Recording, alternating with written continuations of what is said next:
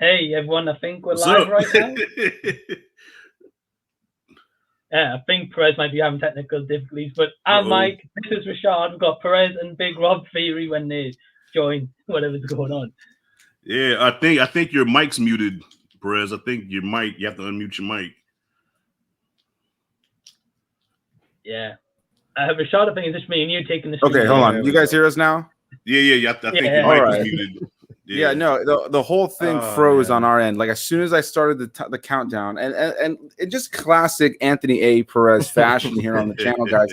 We're starting off a stream with a hot ass mess. All right, well, thank you, Mike and Rashad, for starting it off and taking the reins. But yeah, guys, we're here to talk about the entire Karate Kid franchise. As you can see, right out of the gate, technical difficulties. So if internet connections do become an issue during the course of this, and some of us drop out and have to drop back in, it's just kind of the nature of this whole kind of thing. But yes, the Big Rob Theory here with me today in this live stream. I'm also joined by Rashad G, obviously, and Mike from Did You See That, who took the reins at the beginning to start this off. We're going to talk about the entire Karate Kid series, every single movie in the series leading up to the 3 seasons of Cobra Kai that currently exist, as we get excited for the new season to drop later this month. So, yeah, how's everybody doing? Doing well, man. Doing well. Yeah. Everybody's good. All right. Can't call it. Same shit, different toilet. You know. Perfect. All right. So just to make sure everybody hears each other good, everybody's good on as far as connection issues. Cool. Yeah. Cool. Fine. Awesome. So let's get into this. The Karate Kid, the original film. So I guess real quick, let's go around and just talk about what this series has meant to each of us individually. I'll start, then we'll have Rob go, then we'll have Rashad go, and then we'll have Mike go. For me, Karate Kid was definitely always a nostalgic thing. You know, like my parents grew up like enjoying it. You know, it was one of those things that was quoted a lot, and they were just a set of movies that were on all the time. You know, but as I got older, it wasn't one of those franchises that I was always going to, but it was one that I definitely always thoroughly enjoyed. And yeah, I was looking forward to revisiting it now as an adult, since it had been at least a good 10 years or more since I had watched these movies. And I kind of came out with a different take on a lot of them than I expected to. But what I think I can safely say is that the original is just a classic, and it definitely deserves its place in cinema history. What about you, Rob? What's this franchise mean to you? Well, fun fact to begin, you guys don't know this, and Anthony, I don't think even really knew this because this was before we met each other, but I used to do karate a lot when I was younger.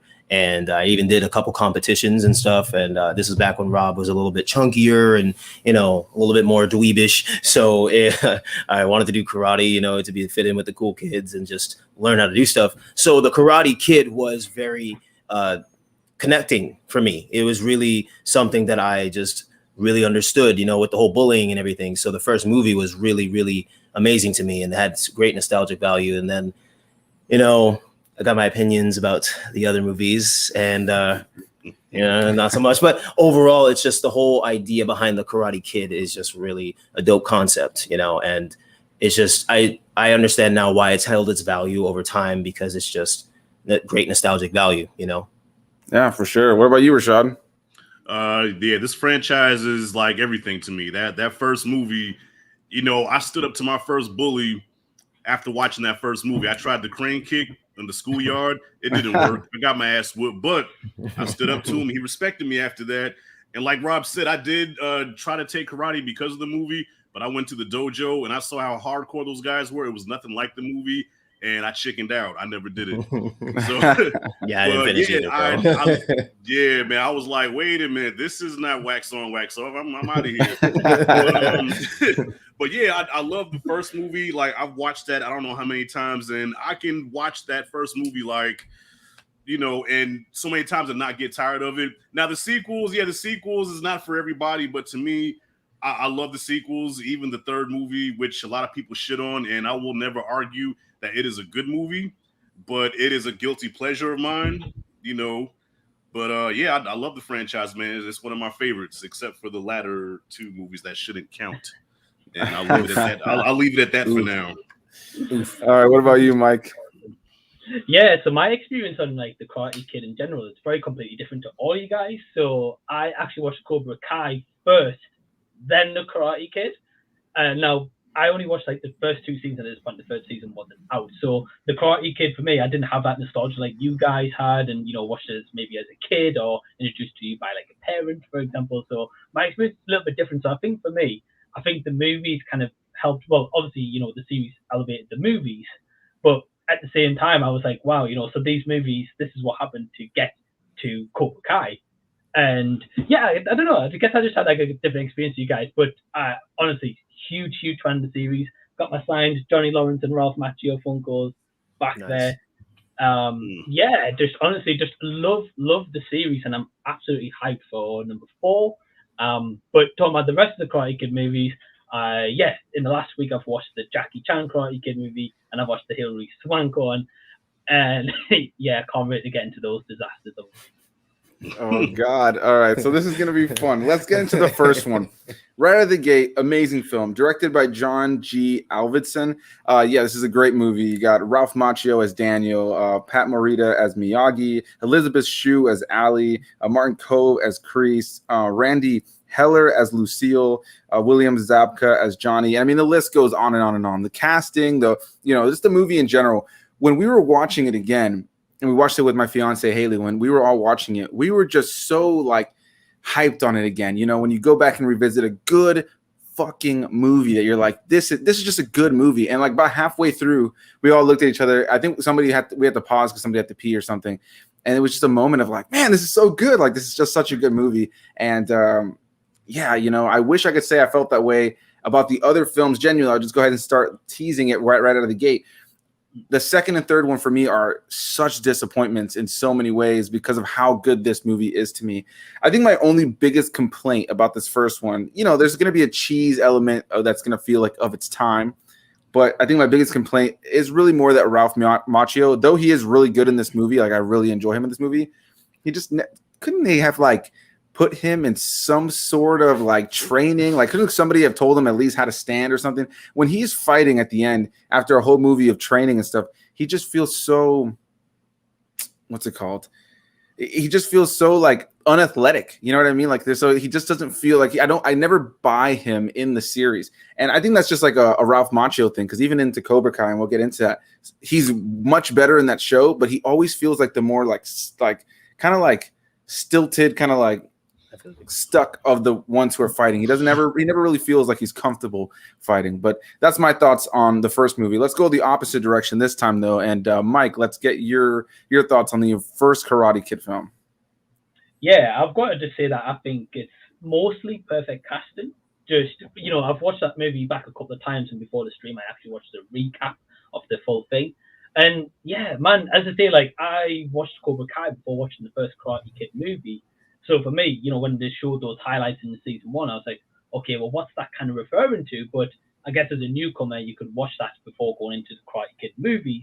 But you probably shouldn't. But yeah, man, it's just, I don't know, it's just a great movie. Like, I know you were saying about Ralph Macchio, but at the same time, he just embodies his character of just a wimp, or this like kind of like this outsider from a different city before him and his mom moved. I believe it's to LA. I might be wrong. I can't remember. But yeah, just I don't know, man. Like, it's just again, it's just crazy to see that the Karate Kid movie, the first ever one, is kind of just paved the way for this. Like 30 so years later, and they're still making like movies on this today and TV series. Like, that's just crazy, and the legacy it's had is just sensational. Yeah, that's nice. Yeah, for sure. No, I mean, I think without a doubt, it's a series that will just. This movie specifically, I think it really holds its place.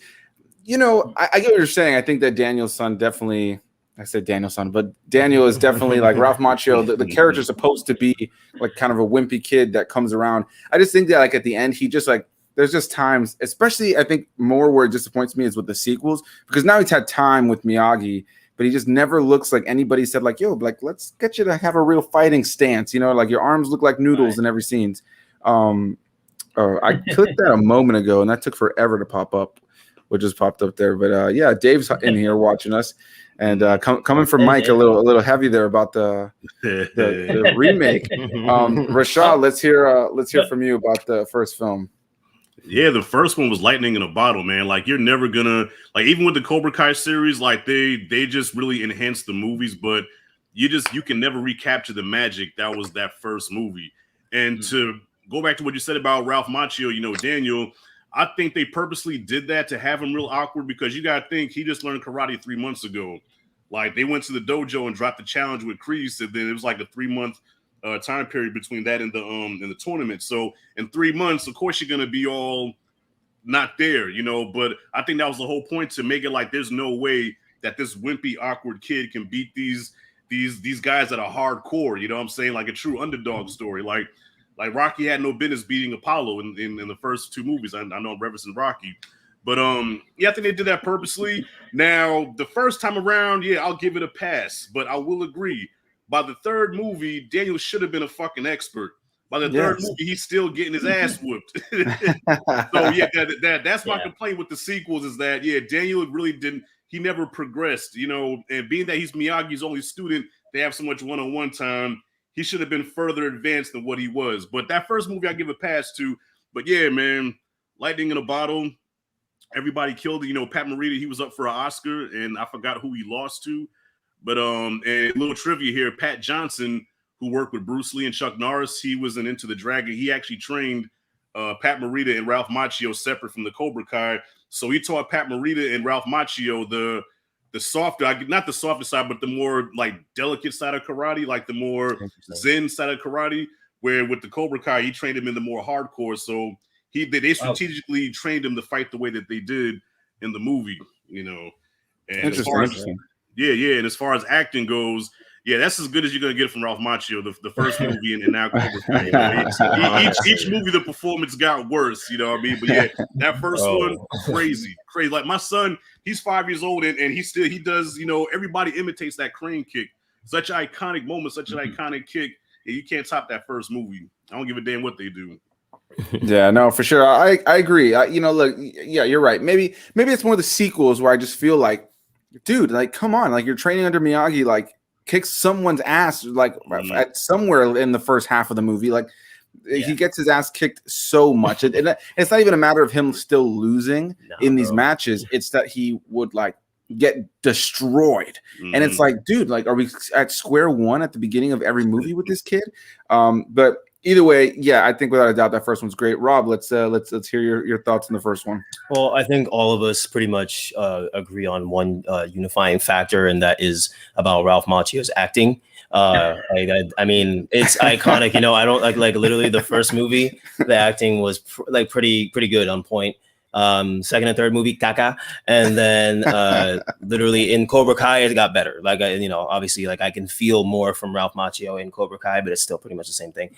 But the first movie is just, as we all said, man, it's just really iconic, man. I love that movie. I could watch that movie on repeat because it's just such a good film. Like, not only a feel good film, but it's like that moment, you know, that moment where he's like, I don't want to do this anymore during the training. And then Miyagi's like, all right, fine, you know, wax on. And then he attacks him, and it's like, you know what I mean? Like, that moment is just such a great moment for me that, like, yo, you realize now that the tedious, time consuming, and just gruesome work that you're doing pays off, you know? So that's like when we said the whole thing, it just ties into, why in the world could you not just literally kick someone into oblivion by the third movie, bro? Like, I don't get it. Like, that would probably be my main thing for the whole series in general. But when we get to the second and third movie, I know you guys have a different thought process on it, but man,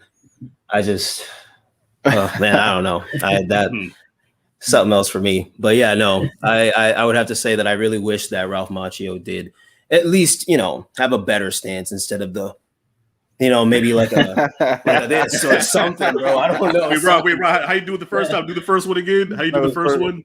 Bro, that's literally like, I don't understand, bro. Like, how after all these movies, he's still doing it like that? Oh my God. That's funny, man. That's funny, man. And the thing too, he beat Johnny on one leg. You know what I'm saying? Now, William Zabka, he actually continued training after the movie. He continued karate, but Ralph Macchio just said, "Fuck it." That's what I'm saying, bro. He went on vacation. He did other things, you know. telling this girl to move out of his way. Like, I don't know, man. Like, I don't know, man. I can't wait to get to that. But, oh, man, yeah. So I love to hear that unifying love that we all have about the franchise. I want to see, is there a moment about the first film, a specific scene? Maybe let's do this. We'll start with Mike. We'll go, what for you is the best scene in the movie, you would say, and who is your favorite character in the movie? Sure. Well, just before I say that, I just want to add into like our overall thoughts of the Karate Kid that the movie wouldn't be possible without Bill Conti's score.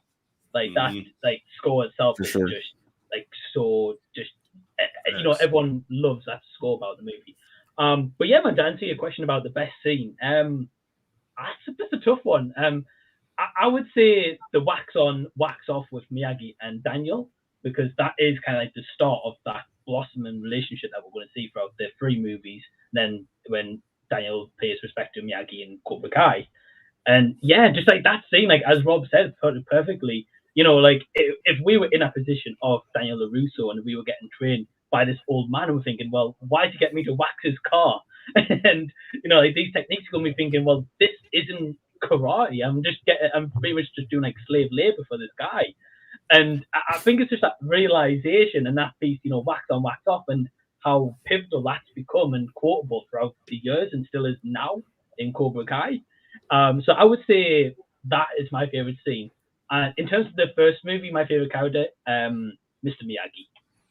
Man, like honestly, that guy is just so great. I would love to have seen what he would have done in Cobra Kai, obviously if he was still around. But yeah, man, just you know, the patience that he has for as a teacher, because a lot of like, you know, like for example, like Chris, he's not going to have patience for you if he's teaching you karate, whereas some people, you know, learn your karate at different speeds. And I feel like Miyagi had that patience. He was just calm. He never lost his temper. It was just, I think that you know that he was going to be there with you until you mastered that craft, so to say. So yeah, Mr. Miyagi, my favorite. Nice. Yeah, I think that's a great scene. And definitely I would have to agree. I'll go ahead and just throw mine in there. Miyagi is my favorite character as well. And I will also say that my personal favorite scene in the movie is the scene where Miyagi gets drunk. And it's just such a great way for Daniel to learn so much about Miyagi. You know, there's no dialogue really in the scene, and what is in the scene is, you know, what's Miyagi saying, but it's you know, murmuring over his words, kind of like stuttering over his words. He's kind of just getting this drunken gibberish out, and I just feel like it informs so much about the character and who he is, and his journey up to who he is right now, and I feel like, you know, seeing Daniel like learn that much about him and have so much more respect and care for him after that moment, for me, without a doubt, you know, maybe it isn't the most exciting, the most quotable, most like memorable moment of the movie, but when I was rewatching it this time around, without a doubt was probably the scene that really like tugged on the heart the most and got me the most gripped to these characters. And since Miyagi is my favorite character, I'll have to say that. What about you, Rob? What would you say is your favorite moment, favorite character? That's a little tough. The only reason is because in this movie in particular, the first one, there's so many good moments. You know, there's so many teachable moments, and there's so many moments where if you put yourself in Daniel's shoes, you're like, wow, man, I needed that, you know, or I'm glad that I had met Mr. Miyagi, you know. I think I said it earlier about the whole when Daniel finally gets really frustrated with not learning actual karate, and Miyagi like starts attacking him and he's defending like perfectly.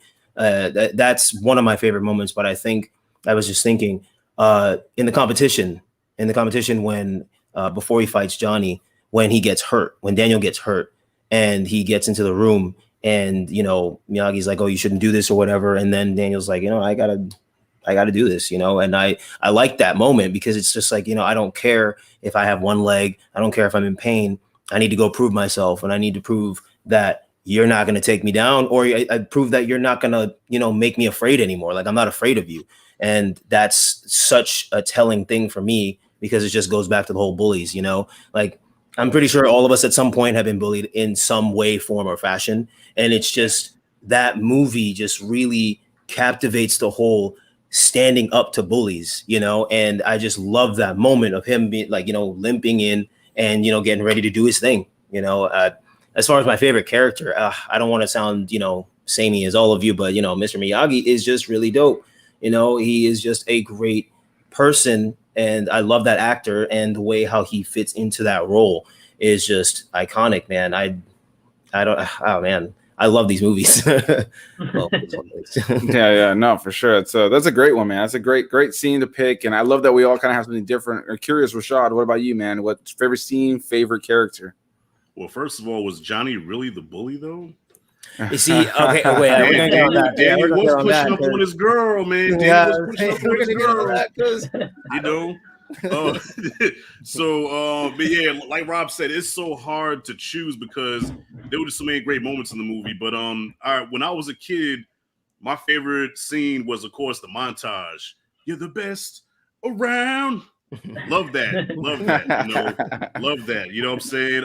Yeah, besides Miyagi, because Miyagi is the obvious choice. He was just so good in this movie and Pops back in the day. You know what I'm saying? Who's that? Oh, somebody knocked at my door. Who is it? Oh, okay. I'm gonna get it. Shoot, I got a package at my door. Yeah, shit. I'm gonna get it. I'm gonna get it. Yeah, there's a package at my door. What was I saying? Yeah, because I've had packages stolen from in front of my door, man. But yeah, Miyagi is the obvious choice, of course. But I gotta say, other than Miyagi, I gotta say Daniel's mom, man, Lucille. Like Lucille, I thought really, helped ground the movie. You know what I'm saying? Like she was like the main one that had Daniel's back. You know what I'm saying? And now as far as my favorite Cobra Kai character, Dutch. I gotta give a shout out to Dutch, man. Dutch was my favorite Cobra Kai character. Like he embodied Cobra Kai. Even though Johnny was like the main one fucking Daniel up, but Dutch, come on, man. I wish he'd come back for the show. Yeah, but as an adult, favorite scene, like Perez said, that the Miyagi drunk scene. I think that really just showed that even though Miyagi was his all-wise teacher, but at the same time, he was a flawed character that had problems, and you really sympathized with him. And real quick trivia is another one. That scene was almost cut from the movie. That scene was almost cut because the studio did not. They said it was too long. It will slow the movie down. It wasn't needed. And the director fought. He fought with everything he had. No, we have to keep the scene in the movie. And that's what got him the Oscar nomination. I'm glad that they fought, man, because wow, that was a great scene. Honestly, you remove that scene, you remove so much heart, and it's another, like, we're gonna get to it, but I think it was also recreated in a new way pretty well with Jackie Chan's character. I'm not gonna make the argument that that one's better than this one. I think that this scene is better, and I feel like it has less going on. But yeah, no, I think overall that scene is just so great. So anybody have any final words? Well, y'all jump to the next one. I'm gonna go grab my package for somebody steal the shit again. I'll be right back. Yeah, go for it. Yeah. I'm gonna once I get this started, I'm gonna get that going. I'm looking black as night. Yeah, same here. In just one moment too, I'm gonna get up when Rashad gets back and you guys start taking the reins. I'm gonna try to change the lighting in here because it's looking dark, and we don't want Robert to disappear. I was gonna say you'll barely see me at that point, so I mean, let's just get that going before that happens, okay? Oh man, we got so real quick before we get into the next one, we wait for Rashad. Man, if this thing even works, my computer is being so slow right now. I'm surprised this stream is even working. But I wanted to try to pull up some of these comments. We got Blacktastic Media in here saying the first joint is a classic. Let me see here. We got D Movie Man saying to us, I'm sure it's considered blasphemy, but the entire Karate Kid franchise passed my entire childhood by in silence, minus the times the new Karate Kid would play on Disney Channel. Wow. That's crazy. Like that for me is almost hard to even think about that because they were just so present in the TV world of my life. Now I know, Mike, you're probably very similar to D Movie Man here. But yeah, it's just so crazy. Then we have Blacktastic Media saying Daniel's mom was really a big reason why Part 1 still stands the test of time. Yeah, I agree with that. With Interpreting the Stars saying pretty much the same thing, but saying she's the best character in all of cinema. I don't know about that. And Interpreting the Stars saying that Jackie's scene is 100 times better than Miyagi's scene. Oh man! Thank you for that comment. That was great. Also, guys, I just want to add something very quickly. Another reason why I think this movie kind of stands the test of time is because originally, I believe Pat Morita wasn't actually going to be cast as Mr. Miyagi. I think he was like, they told him like, oh, he's too much of a comedian, like he can't do that role. So when we all mentioned him before, and Rob specifically mentioned, about like the bullying, and we've all maybe gone through that as well. It's just great to see like that he kind of stood that, and he stood his ground. It's like, look, I'm going to get that role of Mr. Miyagi, and the rest is kind of history in cinema. Yeah. Yeah, no, that's such a crazy thing. Sometimes it's one of those crazy things about like movies that you have a character that changes the whole of what makes that movie. But if that character wasn't there, if the actor wasn't there, that's crazy. Man, it's getting darker and darker in here. So I want to get started really quickly with the Karate Kid 2 before we lose Rob in the darkness. Yeah, here. Seriously, come on, bro. I'm going to go change up the lighting. We'll actually start with Rob this time around, and then by the time you guys are done, I should be able to hop in. Karate Kid 2, really quickly, starring pretty much the same cast as we just said, also directed by John G. Avildsen. But we also have new people in here, let's see, their names are so far back on IMDb. We have Kumiko, played by Tamlin Tomita, who's the most notable character, as well as Sato, played by Danny Kamekona. I'm going to butcher that name there. And then I'm struggling to find the name of the other guy. Here he is. No, hold on. Never mind. Chosen? Yeah. What's his name? I'm trying to see the actor here. I just call him Chosen. Yeah, there you go. We'll go with just Chosen. But overall, we're gonna start with Rob here because the lighting, I can't see anything in here anymore. This is just top tier Anthony A. Perez quality material, guys. Like if you watch this channel, you watch it for this right here. Anyway, go ahead. Start this off, Rob. The second and interesting film in the franchise.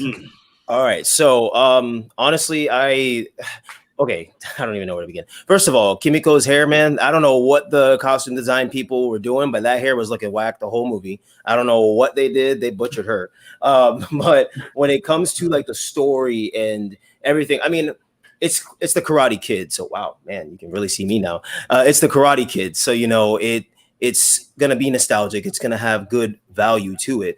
But this second movie, Daniel's acting just kind of threw it off for me too. Him being so like jumpy with everything and like his movements and his stances, and I'm like, what are you doing, bro? And then majority of the movie didn't really pertain to karate. That's the thing that really like kind of got me, was that a good chunk of the movie didn't deal with karate. It was dealing more with like the family issues and everything, which is fine. You need that balance in movies. But I don't know. I just felt like for the continuation to the first one, there should have been a little bit more karate as opposed to just at the end. I don't know. That's one of my main things in the movie. And then like the whole Storm and that girl that being on the ladder that they brought back in Cobra Kai, which is kind of dope in my opinion. But yeah, it's just like, excuse me. It's just, I don't know, man, that, like I said, it's the main thing is just that's funny. It's just the whole, it not really necessarily being about karate majority of the movie, and again, some of the acting, but that's basically it with that movie for me. It's not really high on the totem pole. I do appreciate it a little more, though. I will say that Cobra Kai has really helped me appreciate it a little bit more. And that's what I love about the series and it tying into the movie so much. I appreciate all the movies as much as I don't like the second and third one, really. I appreciate them more, So that's my thoughts on that. One, at least. Right. No, for sure. I think for me, what I really like about the second Karate Kid movie is the time spent between Daniel and Miyagi. Their relationship throughout the series is without a doubt the greatest part, and what really gets you just completely gripped into the narrative and who these characters are. But man, I like the concept of taking Daniel and Miyagi to Okinawa. I like the idea of dipping into Miyagi's past. Everything happening there with him and Sato is, it's interesting for sure. Mm-hmm. But I feel like I feel like if it wasn't for Cobra Kai, genuinely, that has changed my perspective on this. If it wasn't for Cobra Kai, I would just kind of think of the second one as just like a very aimless, bland kind of movie, there's things that happen. There are big moments. But ultimately, kind of like what Rob said, it's like hardly about karate ever. And it just feels like, I don't know, the characters and the story just never gripped me in and of itself. Now, what Rob said is true for me as well. Watching Cobra Kai, they have written that show so beautifully to the point where a movie like this and the third one, when they flash back to it and reference it, become masterpieces of nostalgia in your mind. Genuinely. Like, I think for me, the second Karate Kid movie ain't all that. You know, it ain't all that. For me, it's just kind of like an okay movie with a very bland story. The girl's hair is a mess the whole time. I never understood that. I love, though, the fact that they brought back the little girl that like was hanging up in like the alarm bell. Like when we watched it this last time before watching Karate Kid, we were laughing so hard at that, and then it just caused us to burst out in laughter again when she, of all people, showed up on the show. Like, of all people, you could have pulled back. Like, that was such a random character, but I think what the show has done so well is really tie into these movies and give them a bit of a heightened kind of place in your heart, you know? So I'm saying all this to be clear that before watching Cobra Kai, I would have said, had we done this before doing anything Cobra Kai related, I would have said that the second movie was just straight boring, just flat out. But I will be honest and say that Cobra Kai has now had me have a far deeper appreciation for this movie, these characters, and how it's affected the rest of the storytelling. You know what I mean? When he goes back to Okinawa, and we'll get into that, but like, yeah, I really thoroughly enjoyed that. What about you, Rashad? Where does Karate Kid 2 stand in your heart? Hey, first of all, you did say that because you messaged me and you hurt my feelings. Okay? You messaged me. You was like, dude, 2. I think Mike, you was in the chat too. You said, oh, 2 is so boring, and you just took a massive dump on it, man. And I'm like, no, Perez. So yeah, you did shit on the second movie, but look here, 2 was good. Of course, it didn't age too well. All right. But at the time in 1986, when it dropped, I was a 7-year-old little jit. 2 was a very popular movie. All right. The soundtrack was popular. They even created a toy line. They had Karate Kid toys, and they created a cartoon. Well, the cartoon, I think, came by the third movie. So 2 was like a phenomenon pretty much. But I think they was just capitalizing off of the success of the first movie. But 2 was very popular. It came on HBO like every other day. So as a kid, every time I turn on HBO, I'm in my tidy whities eating Cinnamon Toast Crunch, and Karate Kid 2 will be on. You know, I'm sitting just tearing that food up, and, you know, Miyagi, come out. Like a perfect reenactment. But yeah, man, it has a charm to it. You know, slow at times, yeah, definitely not on the level as the first movie. But I did like the whole Miyagi backstory, and I think they're gonna do a spin-off show, hopefully going back to when Miyagi and Sato were younger. I hope they do that because I was really invested in that. Now the Daniel stuff, yeah, Daniel, we could have did without him. Like the whole thing with him, Kumiko, I was like, I don't care. Okay, and honestly, if I could keep it a buck, I was actually rooting for Chosen to whoop Daniel's ass because I was getting tired of him. Like you said, bro, how are you Miyagi's #1 student and you still getting your ass? I'm like, Chosen, fuck him up. No, like it just didn't make any sense, man. Yeah. But I did like Chosen as a villain. I thought he was an effective villain. Okay, he's a memorable villain, and Sato I thought was memorable. Miyagi again Pat Morita knocked out the park as Miyagi. Like I even got choked up when his pops died, and he's sitting on the rock. And he's just looking out in the water. You see his eyes shrunk wrapped with tears, and Daniel's just talking to him. And Pat Morita, without saying a word, like you feel him. You feel his pain, and when Daniel put his arm around him, it's like like I'm here for you. I had I'm a big water bag. I don't care. I get choked up every time I watch that. So yeah, and then of course the ice breaking scene, that was an iconic moment. 2 had its moments. It did. Yeah, I'll agree. 2 definitely had its moments. 2 had its moments, and by the end of the movie, I was like, that was cool. But real quick, I did talk to my father before this live stream because me and my father watch all the movies together, and he's like me with the volume turned all the way up. And I said, Pop, remember you took me to see Karate Kid 2 when I was a kid? He said, man, that shit was dumb, man. They should have stopped after the first movie, son. I couldn't stand that shit. I hated I took you to go see that. I said, damn, Daddy. Oh, that's funny as hell. Yeah, man. But yeah, I got love for 2, but I can understand how if anybody doesn't like it. But yeah, there's a soft spot in my heart for 2. I like 2. I don't love it. I don't love it, but I like it.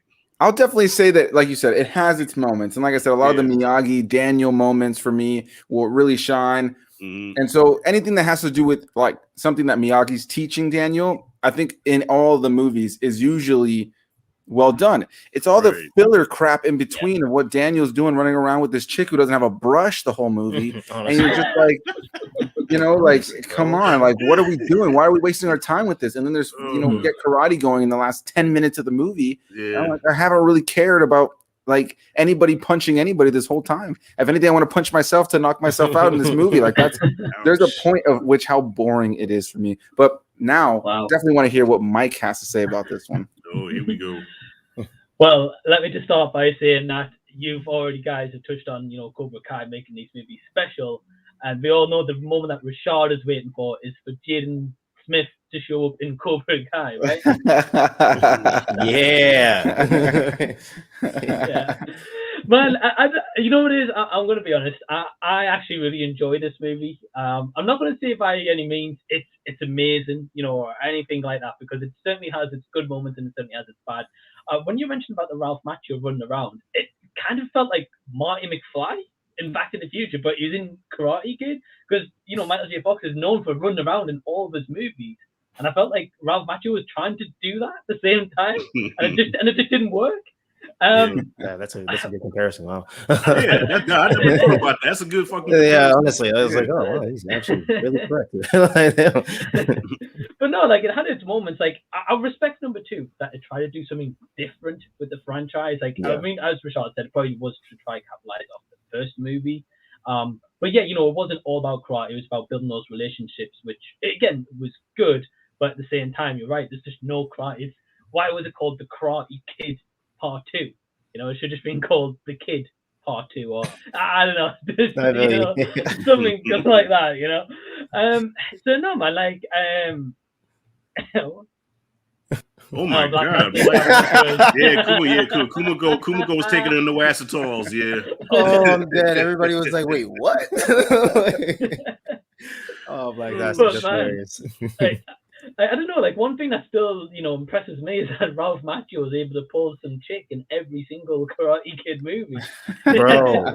He's a absolute magnet. Like, I don't know, like, it has its moments. I definitely love, like, the Okinawa part of that movie. I think that by far is the best element they put in to that movie. And I wish we've got more from Miyagi and Sato. That was probably one of the better parts for me, and I felt like that could have been developed more. But yeah, I just kind of feel like ultimately it was a movie that had just wasted potential. Yeah, I totally agree. Wasted potential. You're in Okinawa, you're in Miyagi's home turf, and you're his top student, and you are getting ragdolled literally until the final moment. Not even like because even in the final fight, he's getting his ass beat the entire time, until the very last moment. And it's not even just like beating up, bro. He's literally getting rocked around, man. Like, what is going on? Like, there's no. It's called the Karate Kid, and there's no karate. But okay, can I ask a question? Do you think the movie would have worked? I just thought about this. Do you think the movie would have worked better because the whole movie they're leading up to this big showdown between Sato and Miyagi, which I think they cheated us out of, but I think because the actor that plays Sato could not bust a grape, he had knew no karate at all. You know what I mean? But do you think the movie would have worked better if they did have that showdown? You know what I'm saying? Like Chosen still can fight Daniel, but also Miyagi and Sato battle it out and bury the hatchet once and for all. Yeah, I would say so. Yeah, at least for me, because Sato and Miyagi, they're the only real story that's being built upon. At least in the first one, Daniel and Johnny they were the protagonist and antagonist leading up to the end. Where it's just not the case with the second one. We were going to say something. Go ahead. Yeah, no, I think that, Rashad, you hit that nail on the head with that question, because I think 100% yes. That's what I really wanted to see. I wanted to see Mr. Miyagi go all out, like literally all out. And it's against his family member too. Like, come on, bro. Like, that would have been just I think the best fight, not of the series, but maybe out of the second and third movie, that would have been the best fight. Just to see Miyagi say, all right, let's do it, and then maybe have a little bit of training every here and there throughout the movie, even though, whatever, and then just that's a missed opportunity. Because not to mention, that's the only, that's Miyagi's equal, you know what I'm saying? Like, nobody else in this franchise can touch Miyagi. Like, the only one that got a lick off of him was Chosen. That's because he hit him from behind. But him and Sato had the same teacher. They know everything, that their styles are totally identical, except Sato is probably a little bit more aggressive. because he's angry. But that'd have been a dope ass fight to see Miyagi finally face his equal. You know what I'm saying? And we never got that. No, yeah. What about you, Mike? Would you have liked to have seen that happen? I would have loved to have seen that happen. I mean, the tease in the movie, like 45 years is between these two individuals, and it's just like at the end they're like, "Oh, we'll just hug and make up." I'm just like, he could at least kick his ass first. But one thing I want to say though, and I don't know what you guys think of this, but I think in this movie, John Kreese is wasted. He has this moment at the beginning of the film where he knocks his hand through two windows, all flooded, so he's an absolutely terrible sensei. Yeah. And then Miyagi squeezes his nose and he's knocked out for the rest of the movie. And then I'm just like, why was he even in there? Right. Should just focus on like Daniel being, 6 months later, as it shows, like learning new techniques that Miyagi do. Just John Kreese, he just didn't need to be in this movie. Yeah, it's so pointless that he's in the movie. That's a very, very good point. See, I didn't even bring him up in the thing because you forget that he's in the movie. Right, sometimes I combine the scenes of him in the second movie with the scenes of the third movie. Yeah, that's what I was doing. And I didn't say anything. I was like, I don't know. Does anybody have any final thoughts on Karate Kid 2 before we move on to Get Out of the Way, Part 3? Oh my god, I can't wait to get to that, bro. Oh my goodness, what the hell? I pretty much said all I could say about 2. It was all I can say. It was very popular at the time, and all the girls, believe it or not, all the girls back in the day loved them some Ralph Macchio. Even my child's mother, she's my age, and she says, "Child, I had a crush on the Karate Kid back in the day, but Daniel knew he was fine walking on them toes." They were crazy about Ralph Macchio back then, man. That's wild, man. That is hell no. No, bro. Any final thoughts on anything else, guys? All right. So Karate Kid 3. Yeah, this is. Oh man, this one I would argue is maybe worse than the second one. It is the least karate filled out of all of them. Directed by the same guy, John G. Avildsen. The best thing to come out of this movie by far is the introduction of the character of Terry Silver, played by Thomas Ian Griffin. Yes. And that whole thing going on with him and Kreese and all that, I think without a doubt is fun. Yeah, it's way more fun than the second movie. But the problem is that it's wasted, in my opinion, because we're spending so much of the movie with Daniel and these damn bonsai trees and him screaming at this nice girl who wants to help him. You know what I mean? Get out of the way. Move. He's such in this movie specifically, he just really outgrew the character for me in the sense that he's just like this tall, lanky dude. I think specifically of the scene where him and the love interest of this movie are leaving the bonsai tree location. He's walking next to her and his arms are like swinging and he just looks like this big lanky, just not athletic dude. And he's like really like the jeans weren't like, I just feel like the wardrobe department as well, they just didn't make his character feel cool or really like the fun protagonist at all. In this movie, he was just whining the whole time. His whole role of this whole movie is to whine. Mr. Miyagi, what do you want me to do? I can't do it. I can't do this, Mr. Miyagi. It's just the whole time. He's just shut the fuck up, man. Like you're screaming the whole time. You're just whining and complaining. And I just genuinely, man, this is where Ralph Macchio was really getting on my nerves in the series. Let's go ahead and jump straight to Mike this time, man. Let's hear your thoughts on Karate Kid Part 3. Well, I love that when you were saying about Ralph Macchio, they purposely put the rule in the All Valley winner goes straight to the finals so they don't have to see him fight. Exactly, like man, Terry Silver, awesome character. One of the dumbest things for me though is throughout these two Karate Kid movies, John Kreese has kind of ruined Cobra Kai and he kind of put it to the ground, like he got lost to Miyagi. And then Terry Silver's telling them, oh, well, if we win, I'll buy you 20 Cobra Kai. I'm like, the guy couldn't even do one, never mind 20. Yeah, like, what? Yeah, that's a good point. And no one to this day knows what Terry Silver, how he has this money. Like, is he in nuclear investment? Bro. Is he fraud embezzlement? Or what's he in? You don't know. I think he dumps toxic waste, I think. Yeah. Damn. Well, We don't know.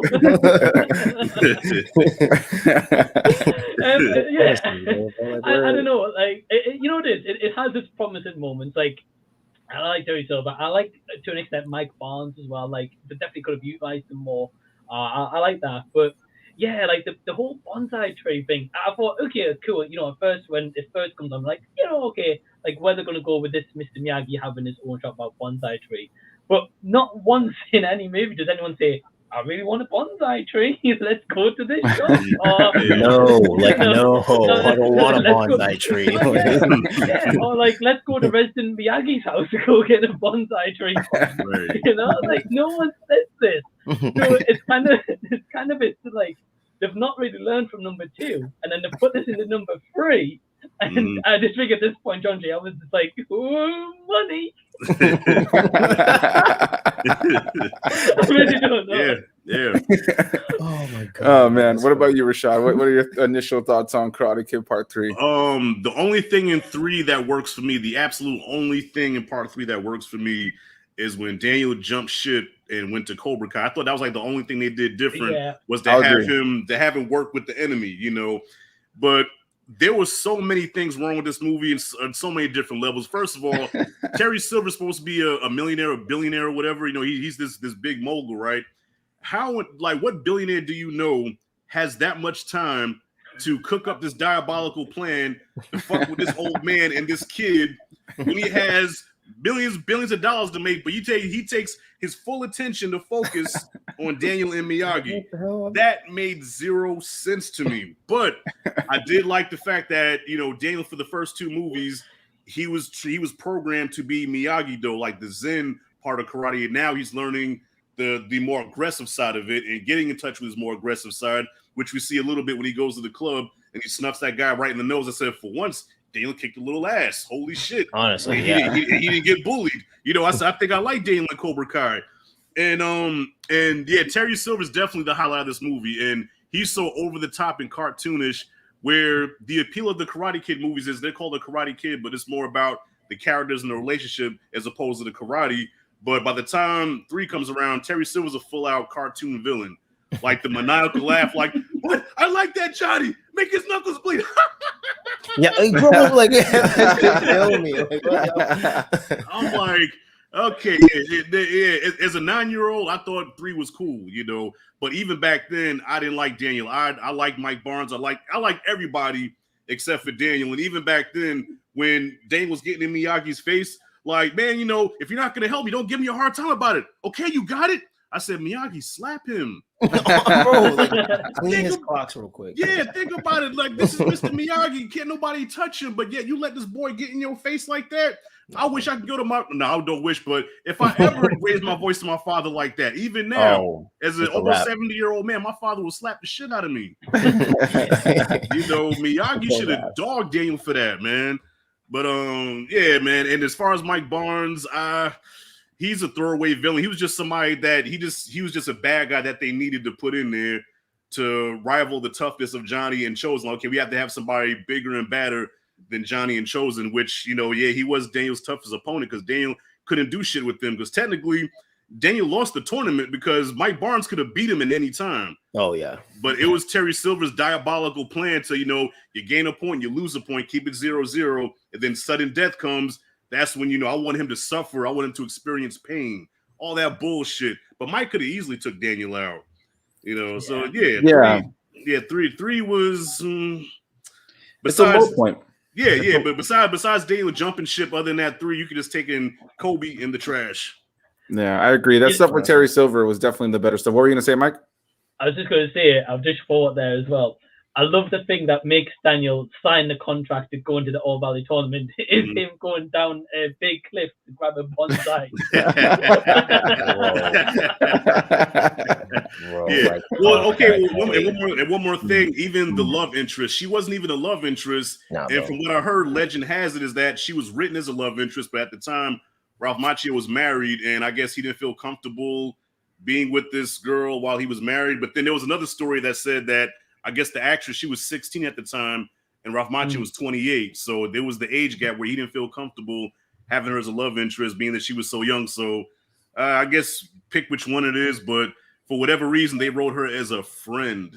You know, at first he was checking her out, like, hey, Miyagi, you know, I met this girl, and all of a sudden, hey, yeah, we're friends now.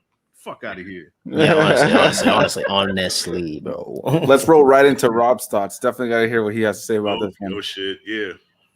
All right, guys. Well, all right. So, I mean, Terry Silver, very interesting character. At first, when he popped on the screen, I looked over at Anthony and Haley, and I was like, "Who is this like cartoony dude?" But then 5 more minutes in, I'm like, "Okay, well, I love this guy." You know, it just added like a different element to the movie. And I'm not gonna lie to you.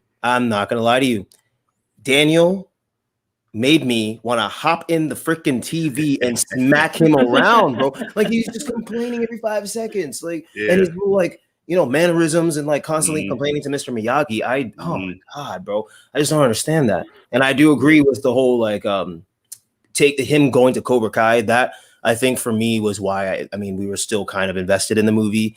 That seeing him get more aggressive. That's honestly, I feel like that's what fans really kind of want to see is Daniel just be a little more aggressive.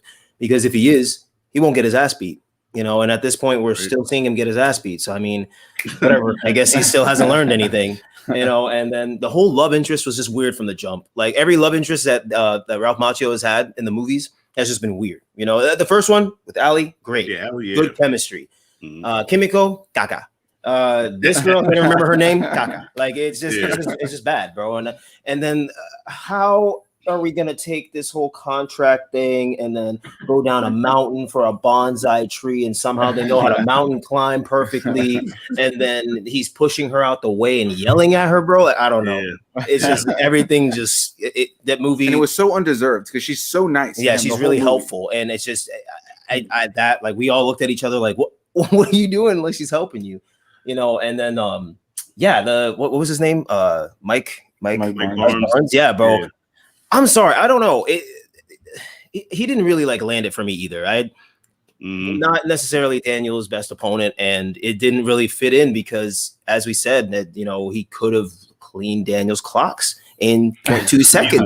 Easily. So you know that's where you see kind of like plot armor come into play, you know. And then the movie just was not great overall. It did have good elements, just like the rest of them, and I do appreciate it more because of Cobra Kai, and I'm looking forward to seeing Terry Silver.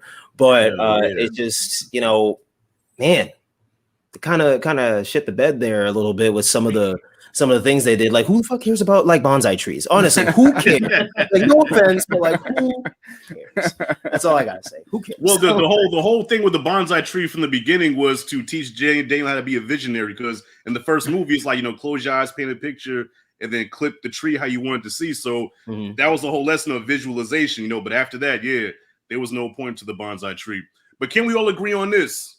In 3, the moment in 3 where I think we can all agree was the most badass scene was when Terry Silver was doing the whole whoa, and then Miyagi took him and threw him, got the paint all over him. He's just sitting there like, and then Miyagi bounced. That was actually a really good scene. Oh man, I didn't even think about that. I didn't even think about that. Yeah, I would laugh every time I watch that part. Yeah, I'll agree. That's definitely up there. That's definitely up there as one of the most memorable scenes in that movie, which sadly isn't very many. It looks like we are all not really big fans of this movie outside of some moments. Rashad maybe has a little more nostalgia attached to it, but I think we can all agree that genuinely still, and I think that this next season of Cobra Kai is going to do it even further.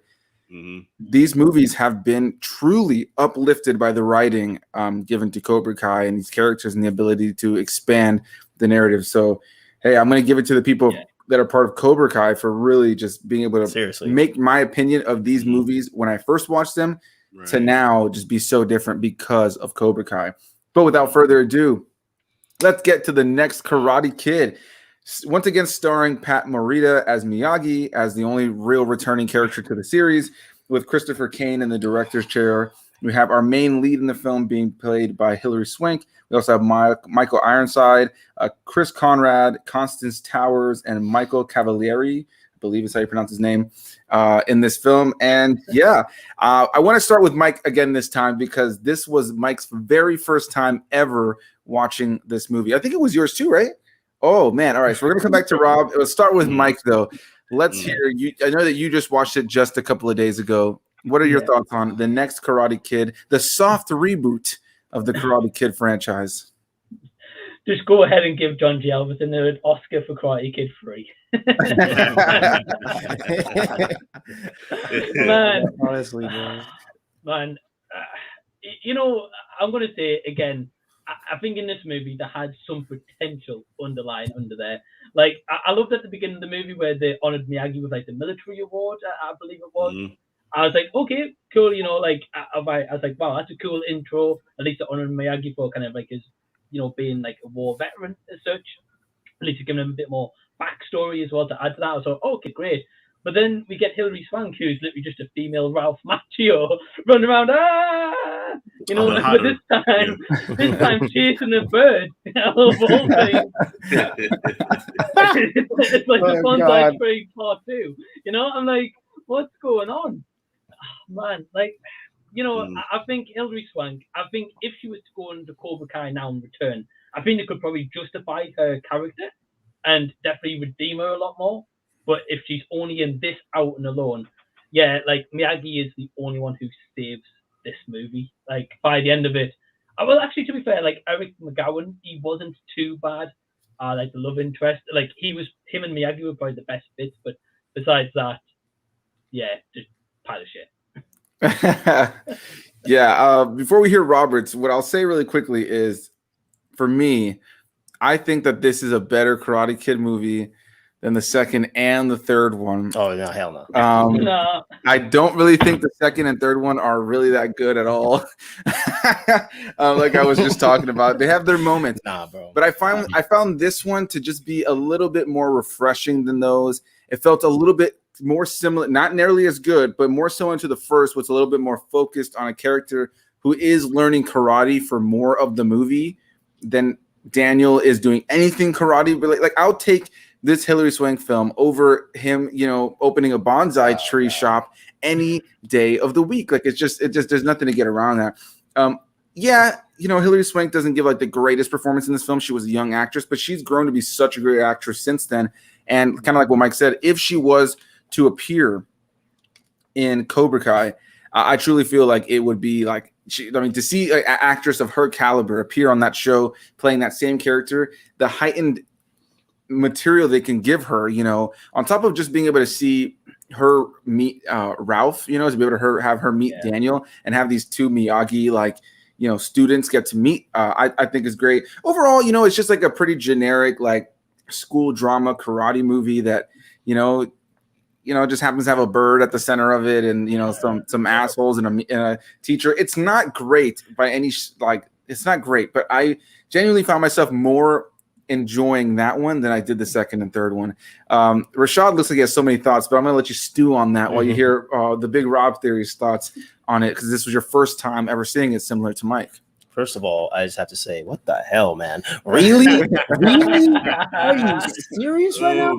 Like, you know, and I was sitting here and I'm trying to think. I'm like, all right. Let me give it to him. You know, I do understand the whole more karate-esque aspect to the movie. Yeah, cool. Better than the second. All right, whatever. All right, that's your opinion. No, bro. I'm second sorry. and third one, man. I don't know. I just the whole bird thing from the jump when I saw that, I'm like, okay, well, you lost me, but 100%. The acting, not great, but you know, I will say that Miyagi and the love interest definitely did save this movie. What little there was to save, but they definitely were the best parts of the movie for me. The just overall tone of this movie I did not like, man. I really genuinely finished the movie and was like, I don't like this movie at all. It's just not. Yeah, it's not great at all. And if they did, I'm sure they will, because I mean they've referenced a lot with Cobra Kai. If they do bring her in, I really genuinely hope it helps me appreciate that movie more, because so far I've appreciated the other ones quite a bit because of Cobra Kai. So I have to believe that if they did bring her in, they would somehow allude to that movie and, you know, make fans like it a little more. But I'm going to be honest. I genuinely can't remember a lot about that movie because I just didn't care. I was not invested. They lost me like maybe 15 minutes in, and it just was not a good Karate Kid movie, man. I'm sorry for anybody out there who really loves this movie, Anthony, but it's like it's not good, man. Like, man, Hilary Swank, you know, I know now she's a great actress, but I will say before I hand it over to Rashad, I will say this: she definitely fit the Karate Kid role more than. Wow. Those are some facts. I didn't want to be dirty and say it, but hey, it's all. But no, I will say that she definitely fit the whole Karate Kid better than what's his name, Ralph Macchio did. Like, she definitely fit that better. The way she moved was way better. Her stances were better. The flow of her karate was better. So I will give that movie that. Like, that was somebody put her through some sort of like, let's make you look like you know what you're doing training. Yeah. You don't have to look like, you know, like you've been doing this for years, but Daniel, like, I can't recreate it because what you did, that stance you did earlier. Yeah, like that's all I see when I see him. It's like, even in the show, bro. Like, oh shit. Yeah, see, that's something that I feel. Yeah, I think that's a valid point. But continue what you were saying. I just had to say yes. No. I'm done. That's all right. Well, Rashad, let's hear your thoughts, man. The next Karate Kid. I know. Let me also just say before Rashad starts speaking. He was adamant about not wanting to watch this one or the remake.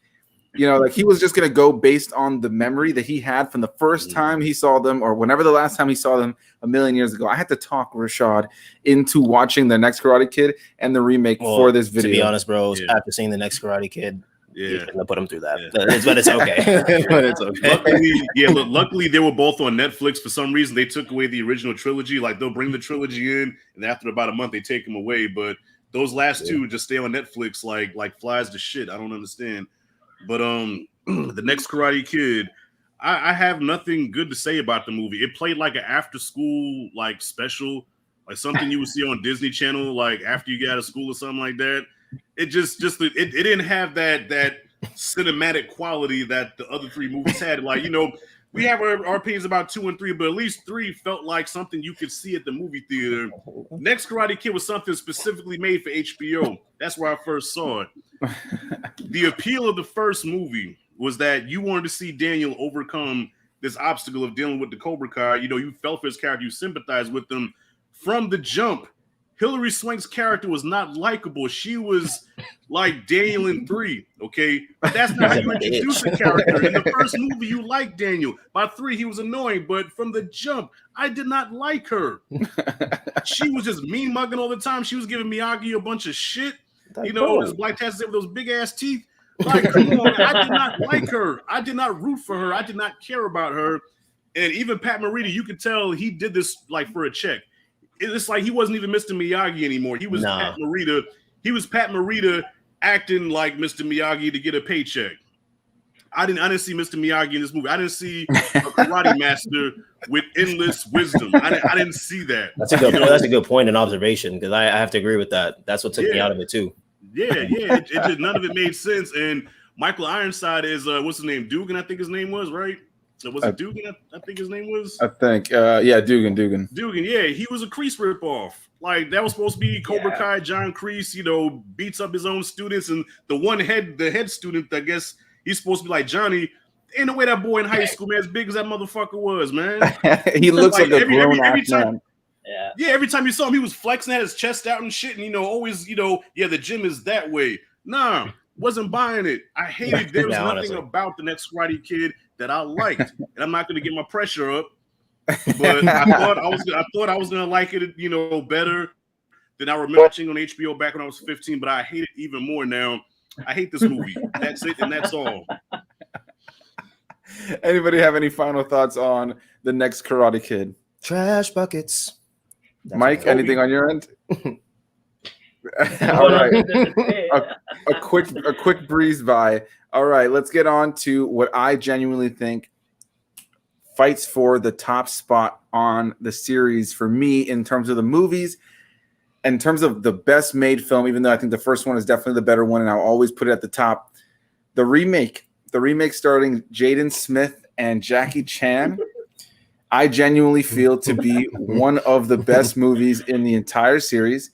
It's super well made. It's a remake of the original. they're doing kung fu and not karate. Let's get these out of the way. It's definitely there's shot for shot element of it, but I think genuinely that it hits those beats better in a lot of ways than the original film. And I think the montage where Jaden Smith and Jackie Chan are training, and that he's finally starting to learn, like put together everything he's been learning.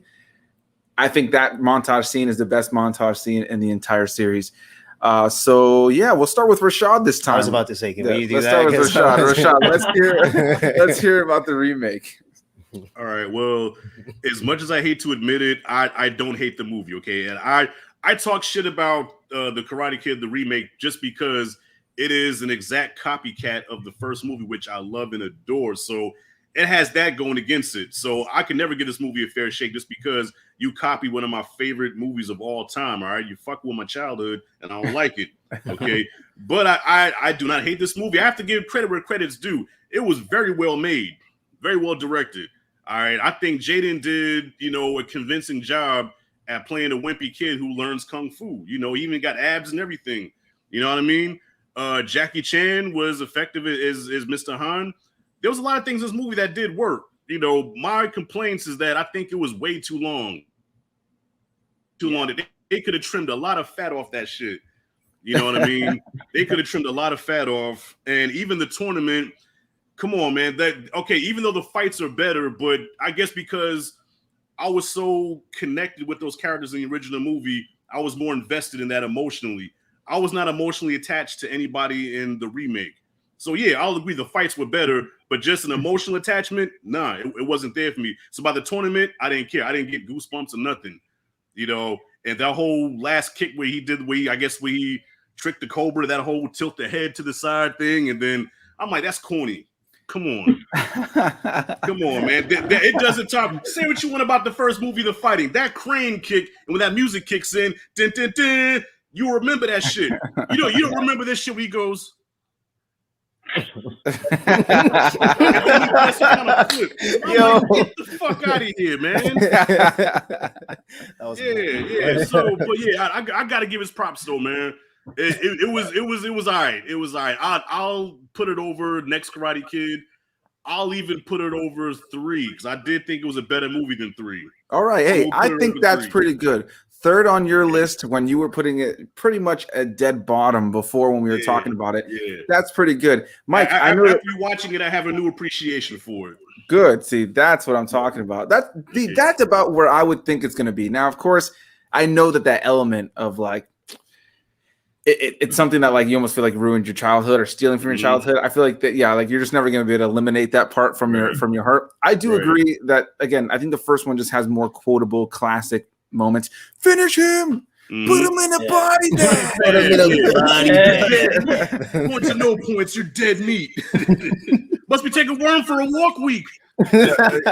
Exactly. There's so many quotable lines. So I will say the remake doesn't have that, but I think in a lot of ways it has better performances and better dialogue, and there are elements I like about it more. But Mike, I know you just rewatched it for the first time since you originally watched it. Just like what, like literally like 2-3 hours ago. Yeah. Yeah. So let's hear your thoughts. Yeah. So it's my audio okay, by the way? Yeah. It's a little echoey, yeah. Okay. You sound good to me. All right, cool. So I only seen it a couple of hours ago, and it wasn't terrible. I'll give it that. But one, I definitely think Jackie Chan as Mr. Han was great. I like that he didn't try to copy exactly like Mr. Miyagi. I appreciate that he tried to bring like a little bit of his own uniqueness of Jackie Chan into that movie, and I definitely felt like that was the best part. He's the only memorable character for me. Like for example, like Rob touched on this early in the stream, but when Daniel's learning wax on, wax off in Karate Kid 1, and when Miyagi goes to punch at, and he puts his hand out like that, and that emotion of the realization, he's like, oh wow, shit, everything this guy's taught me has worked. Well, when that happens with Jaden and he's doing the whole code trick, I didn't get that emotion from him. I just felt like, oh, this kid's choreographed like 1,000 times now. He knows that's going to come, and it kind of felt like that when I was watching it on the screen. So I didn't like Rashad said, I didn't get the emotional weight behind it.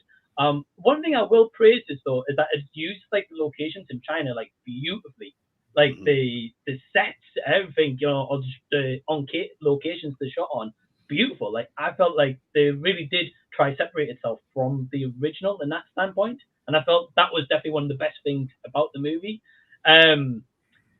What I'm going to say the biggest thing that was kind of just besides some of the movie anyway, is the soundtrack. So I went on Google and I couldn't even find the composer of this movie, so clearly just don't want to be found. But like at the end of the movie, like so at the start of the movie, I think they're playing like Chris Brown or like Neo, something like that, and I was like, right, okay, no problem. And then as the movie's going on, they're playing like some like Oriental music, etc. And I was like, right, great, it's getting into the vibe of it. And then as the end credits roll, they play Justin Bieber. Where's this come from? It's so random too, because I think it's like never say never. Cool. So I was like, I know it was like 2010. It was like, Bieber was in his prime at that time, I guess. But I mean, yeah, I don't know. Like Rashad said, that last fight when Jaden's doing that stance, and then when he does his ultimate kick at the end, I'm like, you can tell the kid was probably on wires or something, kicking that kid in the head. I don't know, man. It's just, for me, a lot of it just wasn't believable. It's just, I would say in terms of my ranking, definitely better than the next Karate Kid. But I would still go Karate Kid probably 1, 2, 3, then the Karate Kid remake, then the next Karate Kid. Interesting. All right. What about you, Rob? Well, I definitely really like this movie. Obviously, I have my issues with it, which isn't really much, but I do appreciate the fact that they did do a lot of callbacks to the original Karate Kid film. With the way how Jackie Chan trained Jaden. The way how Jaden had to move. And him and his mom had to move, like just like Daniel and his mom had to move. I can appreciate all that stuff. The cinematography was beautiful in this movie. This is the best made Karate Kid movie, I'll say. The best made one by far. I would even say the best acted one, to be honest, too, only because of the nature of the film. Like the nature of the film already has a lot better quality things. So I would say the acting of this film is a lot better as well. And real quick, and Taraji P. Henson is in this movie, and she's really great. The mom, she was really good in this movie. Sorry, I hate to cut you off. But no, you're good. Very good. No, yeah. I really liked her too, and I like the relationship between them too.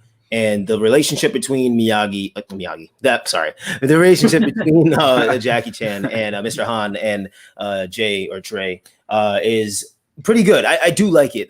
There were times at first, I was kind of like not necessarily sold on it, but I'm here for it. But by the end of the movie, I was there for it completely. I love Jackie Chan. I've loved Jackie Chan since Drunken Master days. So that is like I love that he was in this movie and that he took on the Mr. Miyagi role.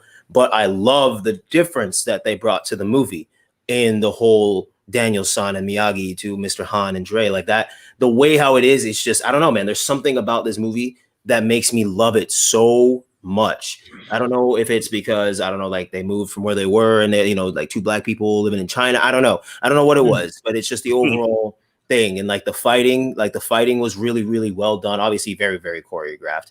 But some of it's really good though. No, some of it's great. It's the scene where Jackie Chan, Mr. Han, is defending Dre from all the bullies, and he's like not trying to hurt them, but kind of use them against each other, make them hit each other and stuff. I thought that was so well done. I love that. That's like classic Jackie Chan, like like his fighting style. If you even in the Rush Hour and everything, like that's why I love Jackie Chan, bro. It's just his fighting style is so unique, just like Bruce Lee.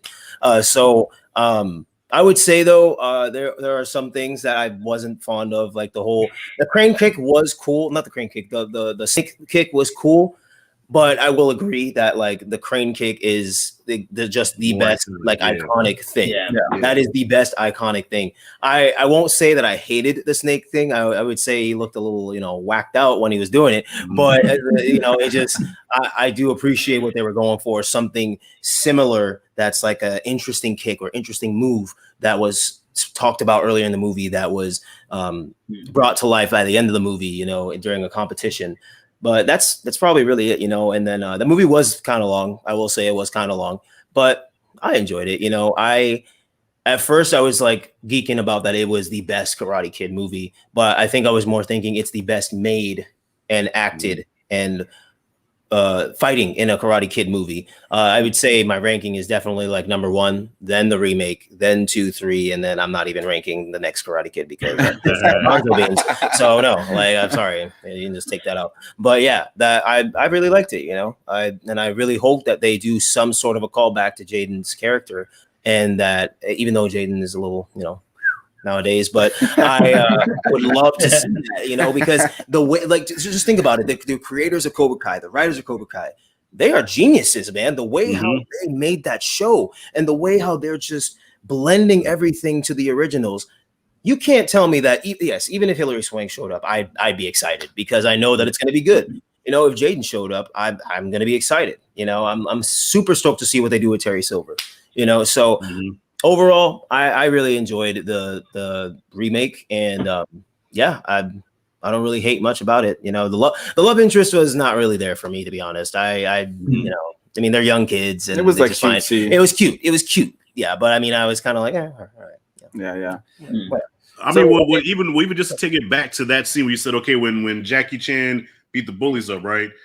Now, even though it was choreographed definitely better, like, you know, it was something out of a kung fu movie that you would watch, but it's just something about when they were chasing Daniel with those those skeleton costumes, that iconic scene, and when you see Miyagi jump that fence, because you never expected that to come out of him, you know, like you watch Karate Kid, you know that Jackie Chan, like, is fucking Jackie Chan, you know he can kick ass, but you look at little Pat Morita, who they nicknamed him the Hip Nip back in the day because he was an Asian guy that talked like a black dude, so his nickname used to be the Hip Nip. You never expected that to come out of him. So I remember watching that with my pops as a kid. I remember my father laughing his ass off because it's like, wait a minute, did that little man just jump that fence and kick the shit out of these guys, you know, for whooping Daniel? Like, I don't know. To me, I think that worked better than, I don't know what you think about that. You think that was more effective, even though the fighting in the new one was better?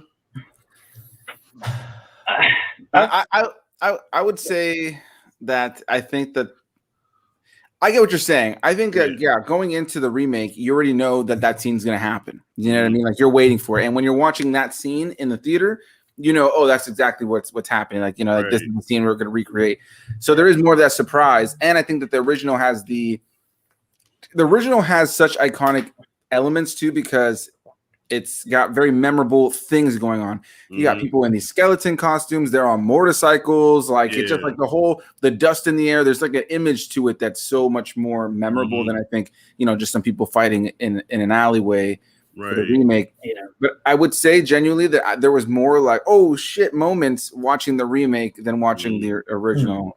Mike, I know I cut you off. I'm sorry, man. What were you going to say?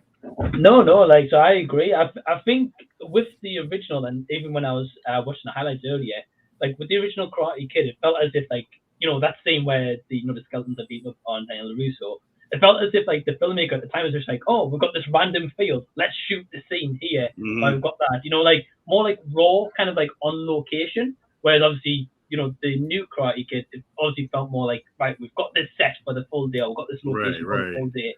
Let's use it. So I think that's why the original has like more appeal, because it's more like it feels more organic. It felt more organic, yeah.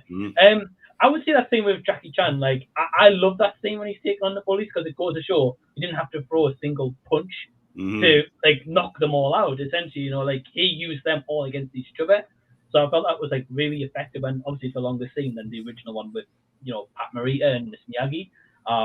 Yeah, I still prefer the original scene with Mr. Miyagi, but I still felt like that scene in the remake is the best scene in the movie for me. Yeah, I mean, even had a fog machine. If you look closely at that scene in the first one, you can see the fog machine to the right. You can see the fog like coming out if you look close. It's so old school, like it's so old school cinema, like it's so obvious. Like even a fight at the end of the original Karate Kid, like it felt as if they just hired out some random gymnasium, and they're like, right, anyone who was there for maybe watching a basketball game, whatever, they're like, right, you're going to be spectators to this random fight, just react when we tell you to, you know? And not to mention also, come on, I mean, as much as I love Jackie Chan, you can't touch Pat Morita. Like, Mr. Miyagi in that first movie was a pimp.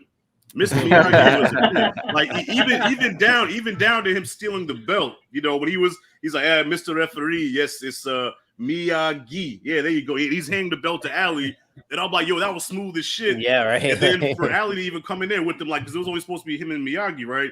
So the guy was like, yeah, only teacher and student can go in, and he was like, yeah, but he can't speak English. But he oh, what do you say? Oh, he says you're very kind. Oh, thank you. Welcome. Yeah, you can't. Yeah, he can't. Jackie Chan can't fuck with Miyagi in that first movie. Nah. Yeah, I think there's just such an earnest, very just endearing element about Pat playing Miyagi in those, just in all the movies that he's in. I mean, you obviously don't agree as much with the next Karate Kid, and I would agree. Like his best stuff is in that first movie. But that's so funny, man. Like the two of you guys reached over your camera at the same time. It almost looked like you guys were passing something to each other. Did they plan that? That was like on point. That's too funny. Shoot. But yeah, all right. So the remake. Anybody have any final thoughts on any of that? Mm-mm. No, just to like what. Oh, go ahead, Mike. No, I was just about to say that I'd be very interested if they ever made a remake or referenced it in the Cobra Kai, because I know they said that that movie wasn't canon. So yeah, I've always wondered what they would ever do with a remake, because they teased it, but it just never got done. They said it was canon or it wasn't.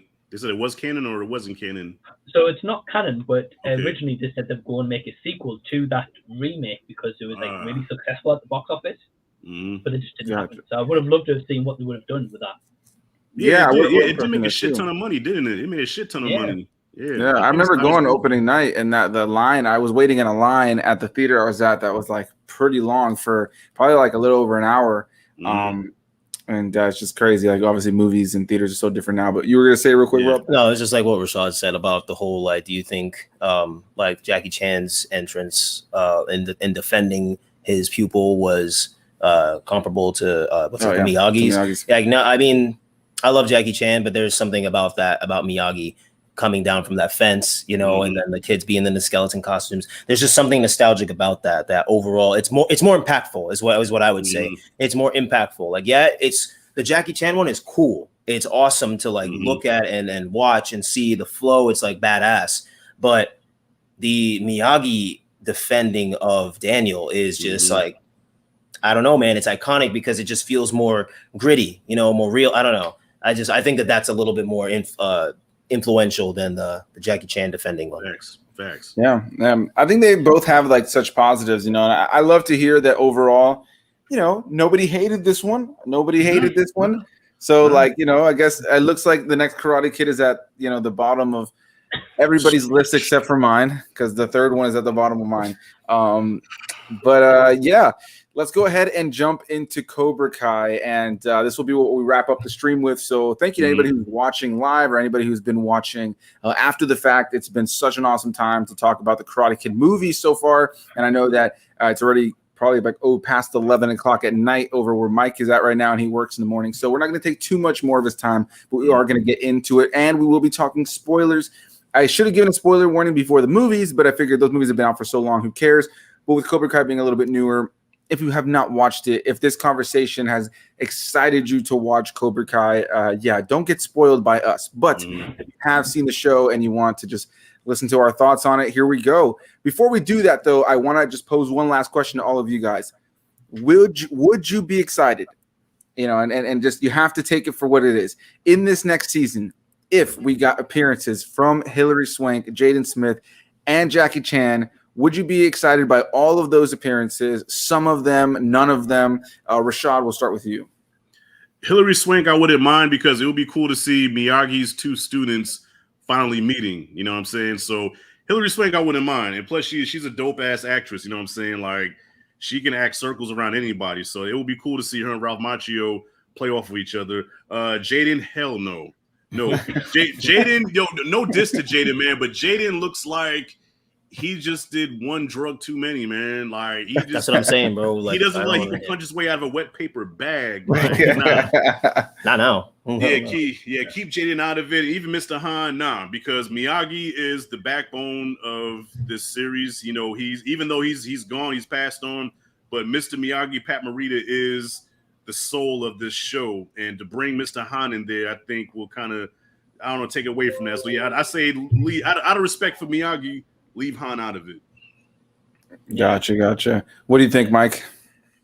Yeah, I'd love to see Hilary Swank show because at least, as you guys have touched on, like, every season we seem to get more of Daniel LaRusso learning more about Miyagi or like people he's interacted in the past and he didn't know about. So imagine if he met another student of Miyagi, like the chemistry there and like the script writing for that would be just amazing. Like you could definitely use that as like an inspiring moment when LaRusso's feeling down or something. I think with Jaden and Jackie Chan, I would like to see them in, but I don't think it would work because in the show, I don't think they've ever gone to China. And currently, after that movie, like Jaden and Mr. Han lives in China. So they've gone to Japan, but they've never been to China. So I don't know how they would work that in. Well, let's say for the sake of this hypothetical, they are in the United States. And they happen to be around at a tournament or something like that. Maybe they appear and they're watching the tournament at the end of this coming season that we're no doubt ramping up to. And then they tease them to be more involved in the next season. Just in general, I guess, them being involved. Nah. Quite simply, nah. I just don't think it would work. I just don't think they've done anything in that remake movie to justify them being in the series because they don't even reference the original Karate Kid or anything at all. So, nah. Let me say this, though. If the little girl on the lightning pole alarm thing from the third movie can show up in Cobra Kai, so can Jaden and Jackie Chan. Clearly, you know my stance on this. Because she was in Okinawa. That's why. There was a connection. Daniel saved her life. And in return, she saved his business. There's no connection. Yeah, everybody forgot about her. So she was such a random character, though. Like the point being that she's just such a random throwaway character that it's like if you're gonna bring her back, then Jaden Smith and Jackie Chan definitely deserve a spot. What about you, man? Would you want to see those three appear? All right. Yeah, it's actually really tough because I don't know. I'm gonna have to go on the opposite side here and kind of agree with them. Like if Jaden and Jackie showed up. I don't know, bro. It just I personally think like I said before, I said if Jaden showed up, I think it'd be good because the writers would make it good. The writers could do something to make it good. I'm not worried about. But as like all of us watching it and really like diving in, I just don't know if it would really fit into the narrative, because as Mike said, they didn't reference the original Karate Kid in the remake, and I don't know. I just can't. I just don't see how there would be a flashback to that movie. Right now, I don't see how there would be a flashback because technically it would be in the similar decade or the similar time frame, So it's like, how would you really reference it unless it was happening at a different time? I don't know. Yeah. So I mean, as we move into Cobra Kai now, if there are any of the writers of Cobra Kai who are watching this, you know that there are three of your fans who doubt your abilities to include characters into the show. Oh my god! I was like, where is he going with this? But yeah, without further ado, Cobra Kai. I mean, so Robert and I are the latest to it. Mike said earlier he jumped on to that bandwagon first when there was 2 seasons, then watched the movies. Rashad, obviously lifelong Karate Kid fan, has been watching it since it started and has been just coming at me for the last year and a half to watch the show. I didn't watch it when it was originally on YouTube. Rob and I know Rob as well. We just watched all 3 seasons that existed all at one time. And when I first saw the marketing for it, I just thought, oh, that's cool. But when I saw a YouTube series, I never gave it a lot of thought. When it got to Netflix and then I started hearing it was so big and people were loving it, I was like, wow, I can't believe it's that good. And I started seeing Rotten Tomatoes scores for it for certain seasons were like 100%. And I'm like, oh my God, this show must be amazing. But I still put it off. And I just got caught up in everything else that was coming out. Well, here we are. Finally. And it is amazing. It lives up to every second of what people say about Cobra Kai. The show does such a great job of having returning characters appearing in the show, focusing on these characters from the first movie in particular, and really doing such a great job of over the course of the show. Like kind of something that I know Rashad and I were talking about in Message is having these parallels to the movies and having these elements that are kind of being, like almost like poetry. It's like poetry. It's happening in the show to the younger generation of characters here as our original generation is kind of watching over them. The way that they've been able to keep the drama flowing throughout these 30-minute, well-paced, very quick, breezy episodes is so well done. There's a consistent flow of drama and complications that keeps the story flowing and excited. There's times where you think, oh my God, the characters we know and love are going to come together and they love each other. And then literally 10 minutes later, something's happened to really complicate things. I mean, how many times has Johnny and Daniel had like an up and down in this show already? And it feels natural in the way it happens. It never feels like they're kind of just throwing garbage in there to cause a problem. Ultimately, I have loved this show. We're going to talk about it more in depth as we get everybody's general thoughts out real quick.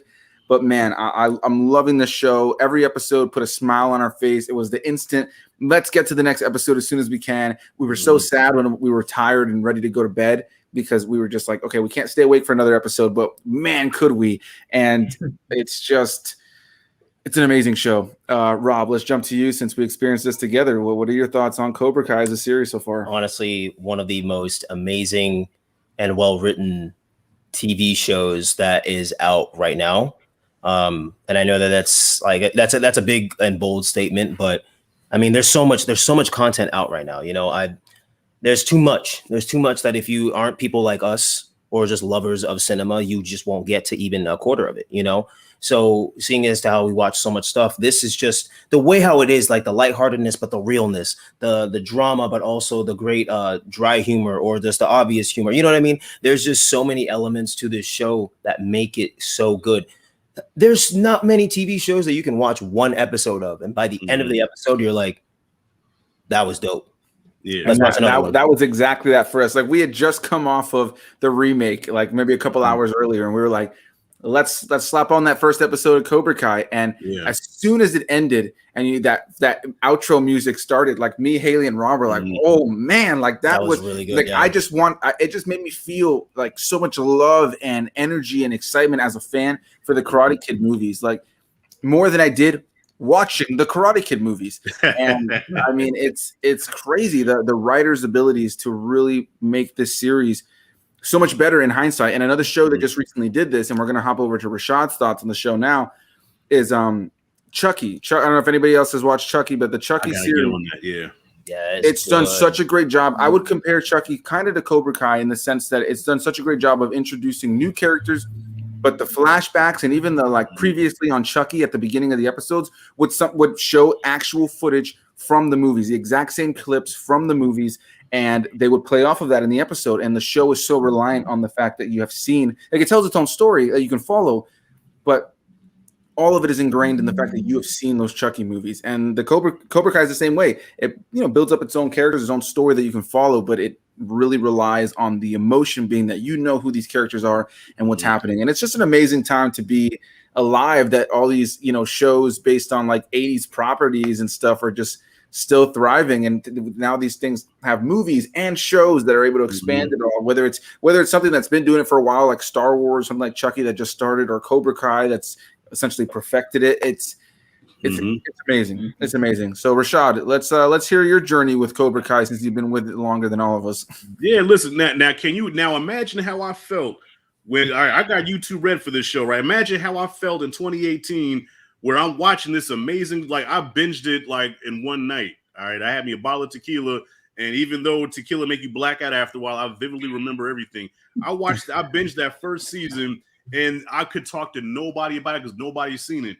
Okay, so I think I messaged you, I messaged Q. Y'all gotta get on this show. I think he was like, yeah, I'm watching Lost. I'm like, fuck Lost. Cobra Kai, man. Lost is a dope show though, bro. Come on. yeah, not definitely, but. There was nobody to talk to about the show, so all that shit that you're feeling right now, Perez, I had to keep inside, or put it on camera. You know what I mean? Damn, I'm sorry. So man. It was rough, bro. But yeah, like you said, the first episode hooks you because the thing about the show that grabs you that is now it's seen from Johnny's perspective, whereas before Johnny was the bully, he was the bad guy. But the way they sold the show is okay. Let's see this from Johnny's point of view. So now you look at Daniel almost as the bad guy, like, wait a minute, like who really is the bully here? And that's been a thing on the internet for a while. Like, there's a video on YouTube like Daniel was the real bully. And there's even a scene in the first season where they show Johnny talking about how, what happened. Like, yeah, he was pushing up on my girl and I was just defending myself. And then this guy, he put a water hose on me. So now it's Johnny's story. And so that's what really got me. And then by the end of season 1, you're like, I want Johnny to win. Which he does, but it came at a price though. We're like, damn, yeah, he won, but now he lost his son. Like his son is now with Daniel. But okay, now here comes season 2. We have let's keep it going. But yeah, season 1 was so fire. I mean, to me, still, I think season 1 is my favorite. I mean, I love them all. Don't get me wrong, I love all of them. But season 1 was just so special because it was different, and it just took the Karate Kid lore and kind of flipped it on its head. So now Daniel looks like the asshole. Even though 3 did a good job of showing that anyway. But, I'd have to agree with you, bro. I'd have to really agree that I really think that now Johnny, I have a different appreciation for Johnny. Sorry if I cut anybody off, but like I have a different appreciation for Johnny because there's always your side, my side, and the truth, and obviously we saw it mainly from Daniel's perspective. Right. But seeing it from his perspective, like case in point, he was pulling up on his girl, If any one of us, saw somebody pulling up on a girl, we'd be like, yeah, what's going on here? And then the guy, started to like be snarky with me. I'd be like, all right, bro, you need to calm down. And then the whole hose thing, I have to admit, 100% on Johnny's side with that. That's like, okay, like, yeah, Daniel, you kind of Johnny was just rolling the J. He was rolling the J. Yeah, he was just literally trying to enjoy the party, get high as hell. Have a good time, and here all the weed is wet. So it's like, well, what are we doing now? Like, come on. So I feel him. I probably would have chased him down and beat his ass in the streets too. And I probably, I wouldn't. And so many moments too where I ain't gonna lie, like I'm a big water bag, so I got a lot of times in that first season, like when Daniel put on the gi again for the first time in a long time, and Bill Conti's music. And when he went to go visit Mr. Miyagi's grave and you saw, the archive footage of Miyagi, I was like, oh shit, you got me, man. Yeah, that was pretty sad. Yeah, they've nailed it. Taste some tears, They have nailed it with the flashbacks and the emotion behind all of that. I mean, you really, again, I said it before, they really made a show that like heightens the stuff that came before it, like and I would say it's kind of like what they did with like the Star Wars, the Clone Wars, where it just makes the Star Wars prequels so much better. You know what I mean? Like it's the fact that a show can take the material around it. In this case, jump into the future, and really just elaborate everything is so good. Well, Mike, one last thing I want to add to. I'm sorry. One last thing I want to add is. Yeah, when you take a property like that, you redo it again or like, continue the story. Sometimes you get stuck too much in the past where it's like, okay, I've seen this already. But they take, the old that we loved, but then they now bring in new characters that I care about where I'm like, holy shit. Yeah. I care, like, I'm starting to care about these new characters just now as much as the old ones, And me, I'm an old head, so I'm that guy who like, man, fuck the new stuff, man. It's about the old. But no, I'm invested in, Miguel and I guess Robbie and, everybody, what I'm saying? All I guess Robbie. Stuff, No, yeah, for sure. No, it's so good. And the new characters really do make it that much better. Like you said, I totally agree with Hawk being one of my favorite ones, even though this last season I wanted to fuck Hawk up. But then he's got some redemption coming. So we'll see what happens. Mike, let's hear about your journey with the show. Man, yeah. So, like, growing up, I heard about the Karate Kid movies, but as I mentioned before, I'd never seen them. So, one day I heard about Cobra Kai being this, big thing like you guys, and I was like, I'll check it out. And yeah, literally, Cobra Kai got me onto Coors beer, so I've got to give them a big thanks for that as well. So yeah, I actually remember watching Cobra Kai. Watched the first episode, watched a couple of episodes, loved it. So I literally sat on the sofa, I binged pretty much the entire season. And I think it was about episode 7 or so, like my partner Emma came down, and I don't know what she's doing. And she's like, oh, what are you watching? I was like, Cobra Kai. And so like I was explaining a little bit about like what it was about and what had happened so far. And she sat down and watched the rest of the season, and then ultimately went back and revisited it. And then now we're both hooked on it, we're both drinking Coors as well, thanks to Johnny Lawrence and his Coors. Not a Coors banquet, but Coors. But man, right. But no, honestly, just such an amazing show. Like, I'm obsessed with it. As I say, I've got my signed Funkos there. I've got a signed Cobra Kai poster I need to get like hung up like over here at some point. Man, and my t-shirt as well, So yeah, like I just love Cobra Kai, and like as Rashad said, like the new characters have been introduced, like Miguel, Hawk, Tori, Sam, Robbie, whoever, Dimitri and stuff. Like, you care about their characters, you care about their growth. They've had moments in every season where one character or so has shined. And for me, I've watched it about 15 times, but Hawk's redemption at the end of season 3 in that last episode gave me goosebumps. Like, every time I watch it, even the little clip on YouTube, it gives me goosebumps. And I'm just like, I can't wait to see what they do with them. But yeah, just like the score, like as you guys said. So I've wrote down here is like Zach Robinson and Leo Berenberg, I believe.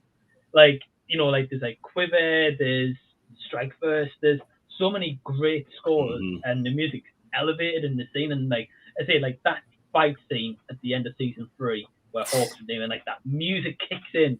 Like, it just gets you hyped in that moment. And then season 2, the big cliffhanger, how that ends as well. I did not expect that at all.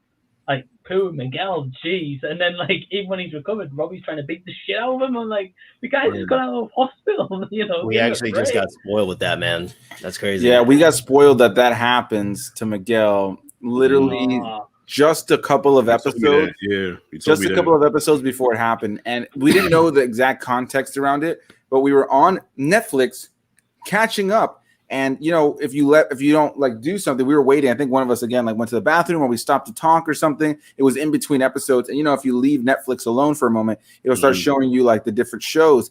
What showed Cobra Kai, and it had like the banner up for the 3rd season. And this is when we were moving, obviously, into the 3rd season.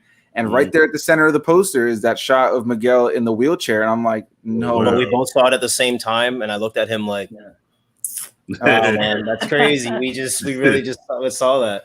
Like, oh my God, man. The show is so good, though. Like, I know that all of us talked about, like, Hawk's redemption.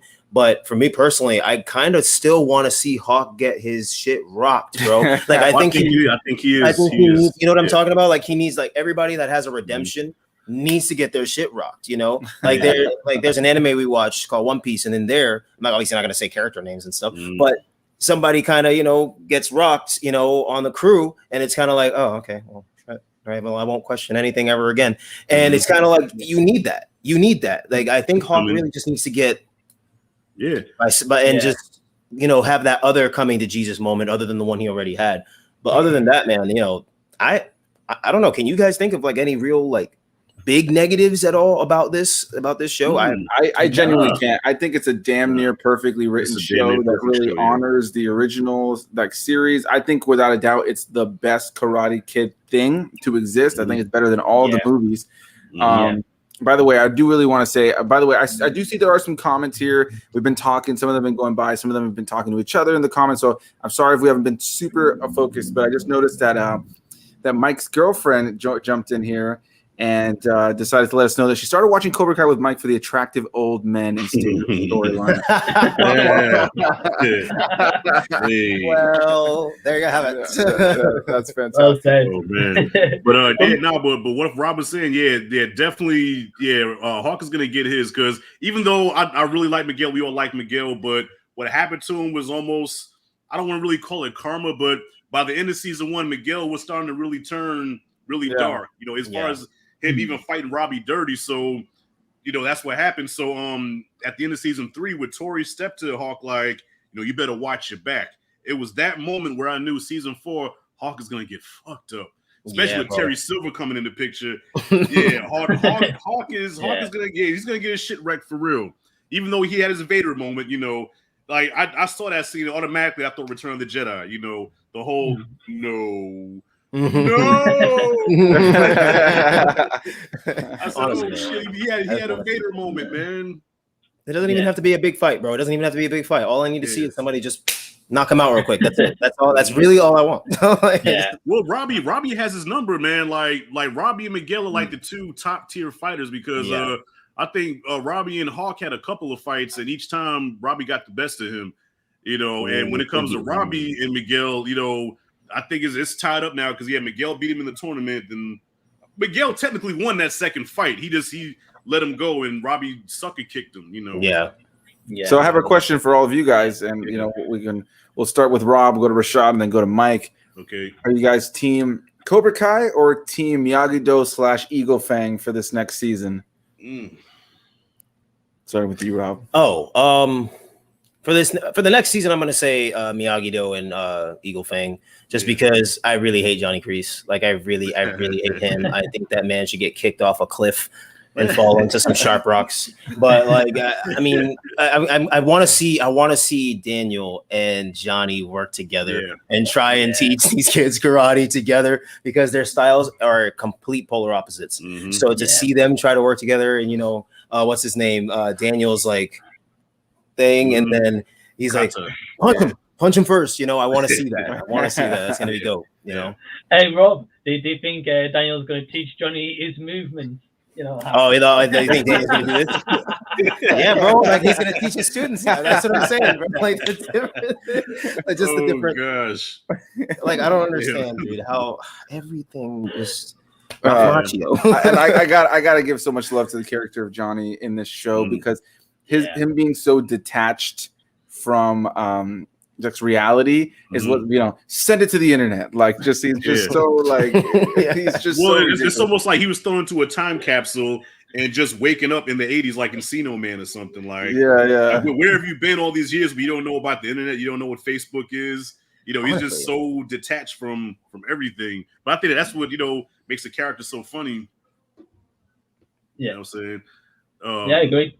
For sure. What was the question was Eagle Fang or Eagle Fang and Miyagi-Do or Cobra Kai? Eagle Fang, Team Johnny all the way.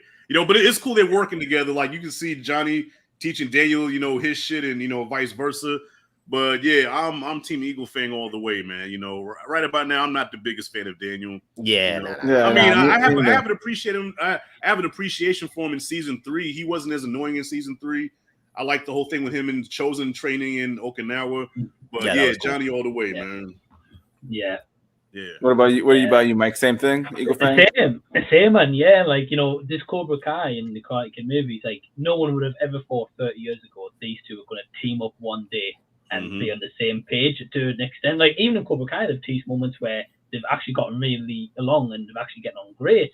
And then suddenly something happens and it tears them apart. But yeah, man, I'm just dying to see them team up. But I've got my predictions for season 4. But yeah, definitely Eagle Fang Miyagi. Now, is there a character from the movies, I guess specifically from the first 3, because those are the ones you guys really want to count in the series? Is there a character from any of those movies that has yet to appear outside of Terry Silver that you guys definitely want to see appear? And who is that? Go ahead, Rashad. Let's hear it. Dutch. But I heard Chad McQueen, he's out the game. He's not acting anymore. I think they reached out to him ever since the end of season 1, and he just doesn't want to do it. But man, we've got all the Cobras back, man. You got to get Dutch somehow, man. Yeah. Bring in Dutch, and I would like to see Mike Barnes too, even though he wasn't the most light character. But yeah, definitely Dutch and Mike Barnes. What about you, Mike? Yeah. I was going to say Mike Barnes because, especially with Terry Silver and John Kreese at the helm. Imagine if they had Mike Barnes, who was a great fighter and had LaRusso's number immediately. Imagine him on their side, and because my predictions for season 1, I'm just going to throw it out there right now. Cobra Kai is going to win. And I think that Daniel and his wife are going to be out of the valley. They're going to lose the house, the dealership. I think he's going to have a tough season. I like going into season 5 because they've announced it. So that means Cobra Kai might take over the valley. And I think, having Mike Barnes on board with Terry Silver and John Kreese going into a brand new season, if they win the tournament, I think that would just be like hell. I think that would be great. Yeah, I think that'll probably be the direction it heads. And then it's going to be amazing when we see that Jackie Chan and Jaden Smith show up to help them with it for the next season. It'll just save the day. What about you, my friend? Anyway, I honestly, I've been trying to think of who else I would want, but the way and the tone of Cobra Kai, Mike Barnes, bro, because like as Mike said, like he would just imagine if he was on that team, and then I think about it this way is the way how Eagle Fang and Miyagi-Do are, like some of those fighters, they could match up to Mike Barnes, bro. If they really get mad enough, I firmly believe a lot of Eagle Fangs could give Mike Barnes a run for his money, and it would be one of the best sequences and fights ever. Like honestly, maybe not ever, but for this show, it would be one of the best things to watch, because to see him and his brutality versus Miguel per se, who originally had that Cobra Kai for strike first mentality, but now he's trying to be more docile, and Hawk as well, and the rest of the team. Like I just want to see how these two, how they mesh. I definitely want to see how Mike Barnes would mesh with Cobra Kai now. That would be really dope to see. Yeah. Yo, it's gonna be a crazy challenge too, because when you watch the trailer, both sides are learning. Like on the Cobra Kai side, Robbie, fucking traitor, is teaching the Miyagi-Do secrets to Kreese, and vice versa. Hawk and Miguel and Johnny are teaching the Miyagi-Do the Cobra Kai way. So it's gonna be interesting. It's a level playing field. I guess it's gonna come down to will, determination, who's tougher. I mean, shit. The main fight I want to see, besides Robbie and Miguel rematch, I want to see Tori and Sam. Oof! But I need to see Sam step up. I do not like Sam. I want Sam to get her shit wrecked, because Sam, like her dad, stuck her nose in business that had no business to. Because think about it, even though Tori was full evil in season 3, but Sam started all that shit because she accused her of taking her mama's purse and stealing at the party. Yeah. And Tori had to G-check her. And then from that moment on, it was on. But Sam started that whole shit. But technically, Sam is the better fighter. I think if Sam and Tori fight 10 times, Sam will win 10 times out of 10. But psychologically, Tori got in her head. Oh, yeah. And it made her fear her. But on a skill level, Tori can't fuck with Sam, even though I don't like her. But Sam will beat Tori every day of the week, twice on Sunday.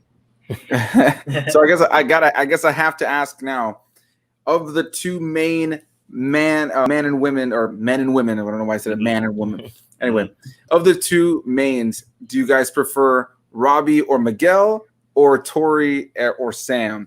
For me, I'm gonna just go ahead and say I prefer Miguel and Sam. What about you? I'm gonna say Miguel 100%. I mean, the guy has my name and he's disrespecting it. Anyway, I don't know, man. I don't like Tori, but I do, and I don't like Sam, but I do. Right now, I'm not the biggest fan of Sam because she just got really annoying, and I get the whole psychological thing. She's a little bit afraid of her because she ripped her arm to shreds. But for me, if that were me, I wouldn't be scared of them. I'd be even more pissed. I'd be like, okay, so you tried my shit. You really tried me, and you kind of sort of cheated. I mean, even though it was kind of like a street fight. So, all right, bet. I'll match it. I'll match that energy and, be as brutal as you, and I would just work on getting better so that something like that doesn't happen again. I don't know what they're really going for here with Sam. Maybe it's to kind of make her get tougher because she's, a rich girl or whatever. I don't know. But I would say, Miguel and Sam. Yeah, because I can't stand Robbie. Robbie is like I liked him a lot for the first part of the show, and now where he's at right now, I want to slap the ever living shit out of him. Mike, what would you say? But I think, real quick, I think this could work to his advantage though, because like how I said this in the video, how in wrestling when The Rock was Rocky Maivia, he was a good guy and he was supposed to be a good guy. Everybody hated him. Rocky sucks. It wasn't until he became a heel where people loved him. So I think with Robbie. But they try to make Robbie a baby face. It didn't work because Robbie has a real punchable face, and it's like I don't like him as a good guy. So I think he's gonna work better as a heel. Where I think by the end of the season, you know what? I like Robbie now as a bad guy. I think we're gonna have an appreciation for him by the end of the season. I think so. Yeah. We'll see. Well, what about you, Mike? Are you team Sammy or Tori, or are you team Miguel or Robbie? Yeah. So without a doubt, Miguel hasn't got a patch. Like Robbie's not got a patch on him. So Team Miguel. But I think in terms of love interest, Miguel and Sam, I think they work better than Miguel and Tori did. But in terms of like Tori and Sam, Tori any day of the week. Sam's just an annoying bitch. I mean, but Mike, you got to admit though, man, just knowing the skill set of both of these females, Sam has Tori's number. Even because she was scared of Tori, but at the same time, she won that fight. So why are you afraid of a bitch? I mean, why are you scared of somebody that you just beat, even though she didn't fuck her arm up, but you defeated her? Skill-wise, Tori can't fuck with Sam. True, but I think like on the so I'm assuming you guys have seen the trailer for the season 4, right? I know that we haven't seen. I've been waiting for us to get together. We haven't seen the brand new one that just dropped the other day, which I heard was amazing. Which we have to watch. I was thinking we need to watch stuff. I did spoil that shit for you. I'm sorry. No, you're good. Okay. It's all good. Okay. Well, I'm not going to generally spoil it, but there's something that happens at the end of the trailer that teases that this could be like an all-out fight at the All Valley and not just a regular karate match. That's all. Oh yeah. So I think if that is going to happen, then I think Tori's probably got Sam's number. because in the season 2 she had like the brass knuckles or whatever it was, or like the chains or whatever. So if it's weapons involved, Tori's got Sam's number. But if it's no weapons, then I think Sam would win. Okay. Interesting. Fair enough. All right. Cool. Well, yeah. I mean, I think it goes without saying that we all love the show. It's a great time. There's what's great about the show is that it makes you hate and love characters consistently. Yeah. Characters that you love. There's never a consistent flow of I love this guy or I hate this guy. There are times where Ralph Macchio showed up and I'm like, oh my God, I'm loving Daniel for the first time in forever. And then there's times where I want to literally slap him. But it goes the same for Johnny, and sometimes with Johnny, it's more specifically him just making the dumb beat decision. You know what I mean? Fucking up. Yeah, just fucking up. Exactly. But overall, I mean, I think that just the show is great. I'm excited for what's to come. I love that they're connecting these movies so heavily. It's the best Karate Kid thing that's ever existed. We're coming up to about 2 hours, and again, I know that it's about to be midnight, I believe, for Mike over there. So don't want to keep him for much longer. But first, I just want to say a big thank you to all of you guys who have been watching up to this point. It's been so much fun talking with these guys about Karate Kid and Cobra Kai, and as you can tell, for whatever shit that we talk, this is a franchise that we obviously all have passion for in some way or another, and it's been so much fun to talk about it. The link to everybody who's in this video is down below in the description box. You guys can find all of them there, but I want to give everybody a chance to let the audience know what you guys are working on over on your channel, what they can check out on your channel that's maybe new that's over there, and also I guess just kind of wrapped up thoughts on this series and the series Karate Kid and Cobra Kai all together. So we'll start with you, Rob. I want to say your goodbyes to the audience. Goodbye. I'm just kidding. Some things that just working on. I recently just dropped a collab with the one and only Mike. Did you see that yesterday? So go check that out. And I'm working on a few more collabs right now and some videos actually for Rashad, who's in this chat right now too. We're going to be reviewing the Hulk movies, so I got to get him those. And we're just working on a bunch of different things so I can, get out there as much as the rest. I gotta step the game up. So I have been working and just check out the stuff on YouTube and Instagram, Snapchat, everything. It's the same. The Big Rob Theory everywhere. Cool. Now, your final thoughts on the series Karate Kid? Karate Kid, aside from the next Karate Kid, love it. Who wins the All Valley? Who wins the All Valley? Season 4. Oof.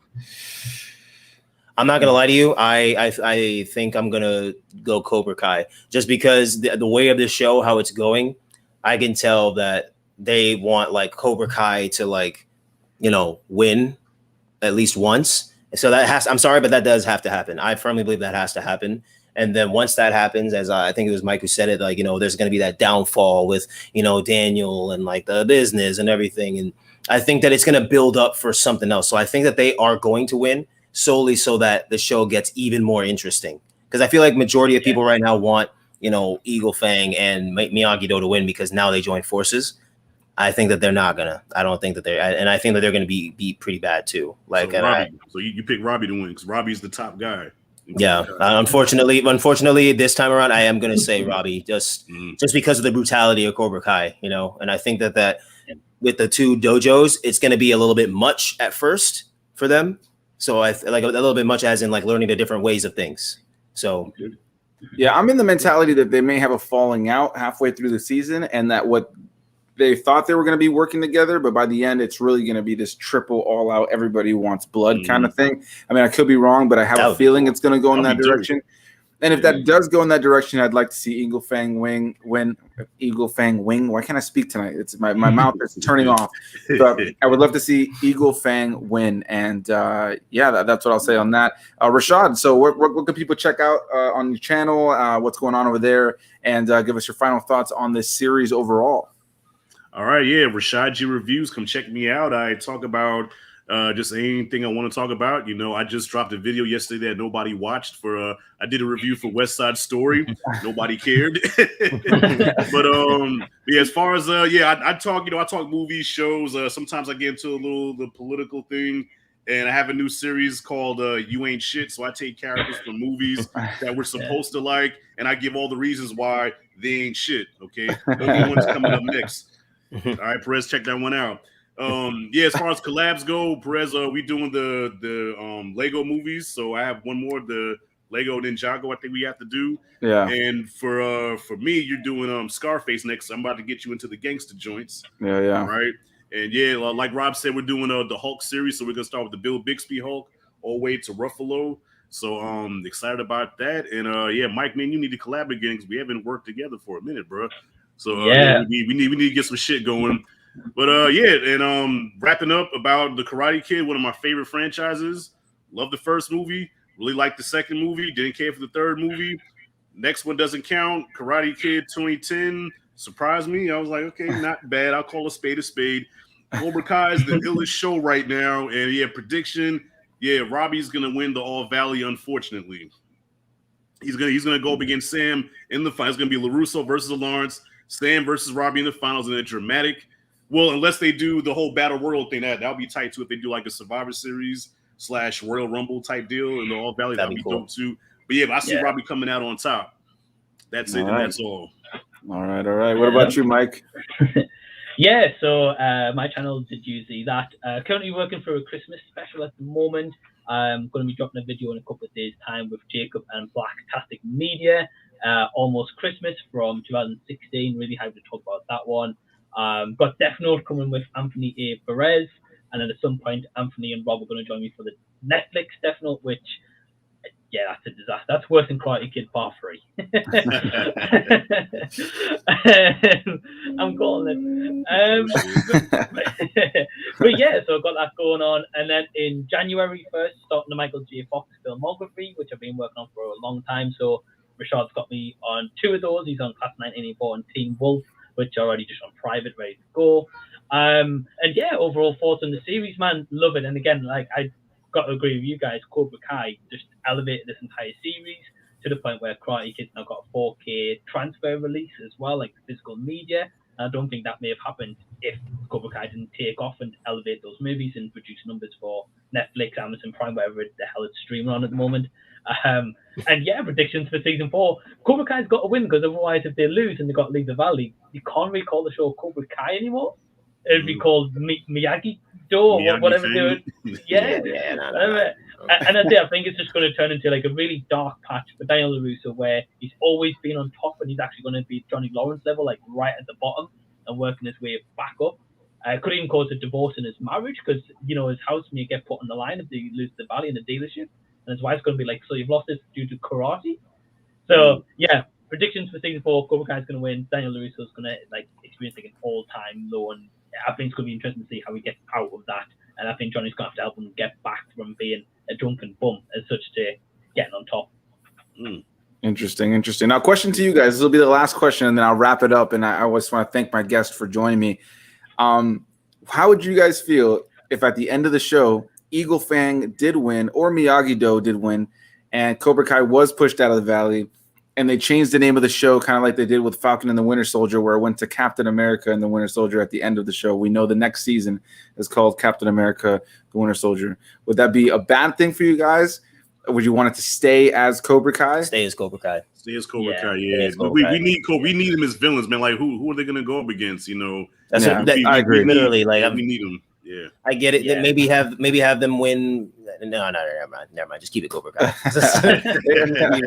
I figured that would be the answers for everybody. But one last thing I also noticed, D Movie Man left us a comment. He actually typed it a couple times, and I missed it both times, or at least didn't bring it up. When we were talking about Daniel being weak at the beginning of every movie, he was wondering if Daniel's lack of skills is a case of the writers purposely weakening Daniel for the convenient story conflict as an excuse to make more sequels. If so, that seems counterproductive. I would say that's exactly what they did. So I figured I'd answer that. Does anybody want to chime in on that one? Yeah, it's an interesting take. Yes. Wait, so you're saying the writers purposely did that because of his lack of skills? Or more that they purposely did it in order to keep the story going, making him so weak at the beginning of every movie, like making him have to kind of start over at the beginning of every movie in a way. Yeah, which is stupid. You know, if you compare like the Rocky movies, like each movie Rocky got better. You know what I'm saying? He wasn't the same, you know, terrible. Like he wasn't the same street brawl as he was in the first movie. Each movie, he learned, you know, something different and became a better fighter. With each movie, Daniel never advanced as a fucking fighter. That's like the only main criticism I have about the movies is he's still the same little, awkward kid that can't bust a brick. Maybe can't bust a brick. Yeah. He could chop some ice, but that's about it. Well, sounds like we all agree on that one. But all right, guys, this has been a lot of fun. Sleep well, Mike. I know you have to get to work pretty early, but I appreciate you being a part of this over in the UK. And to all of you guys for watching, again, the link for all of these guys is down below. Go give them some love, and we'll see you guys for the next one. Let me make sure that this is ready to go. And all right, guys, bye-bye.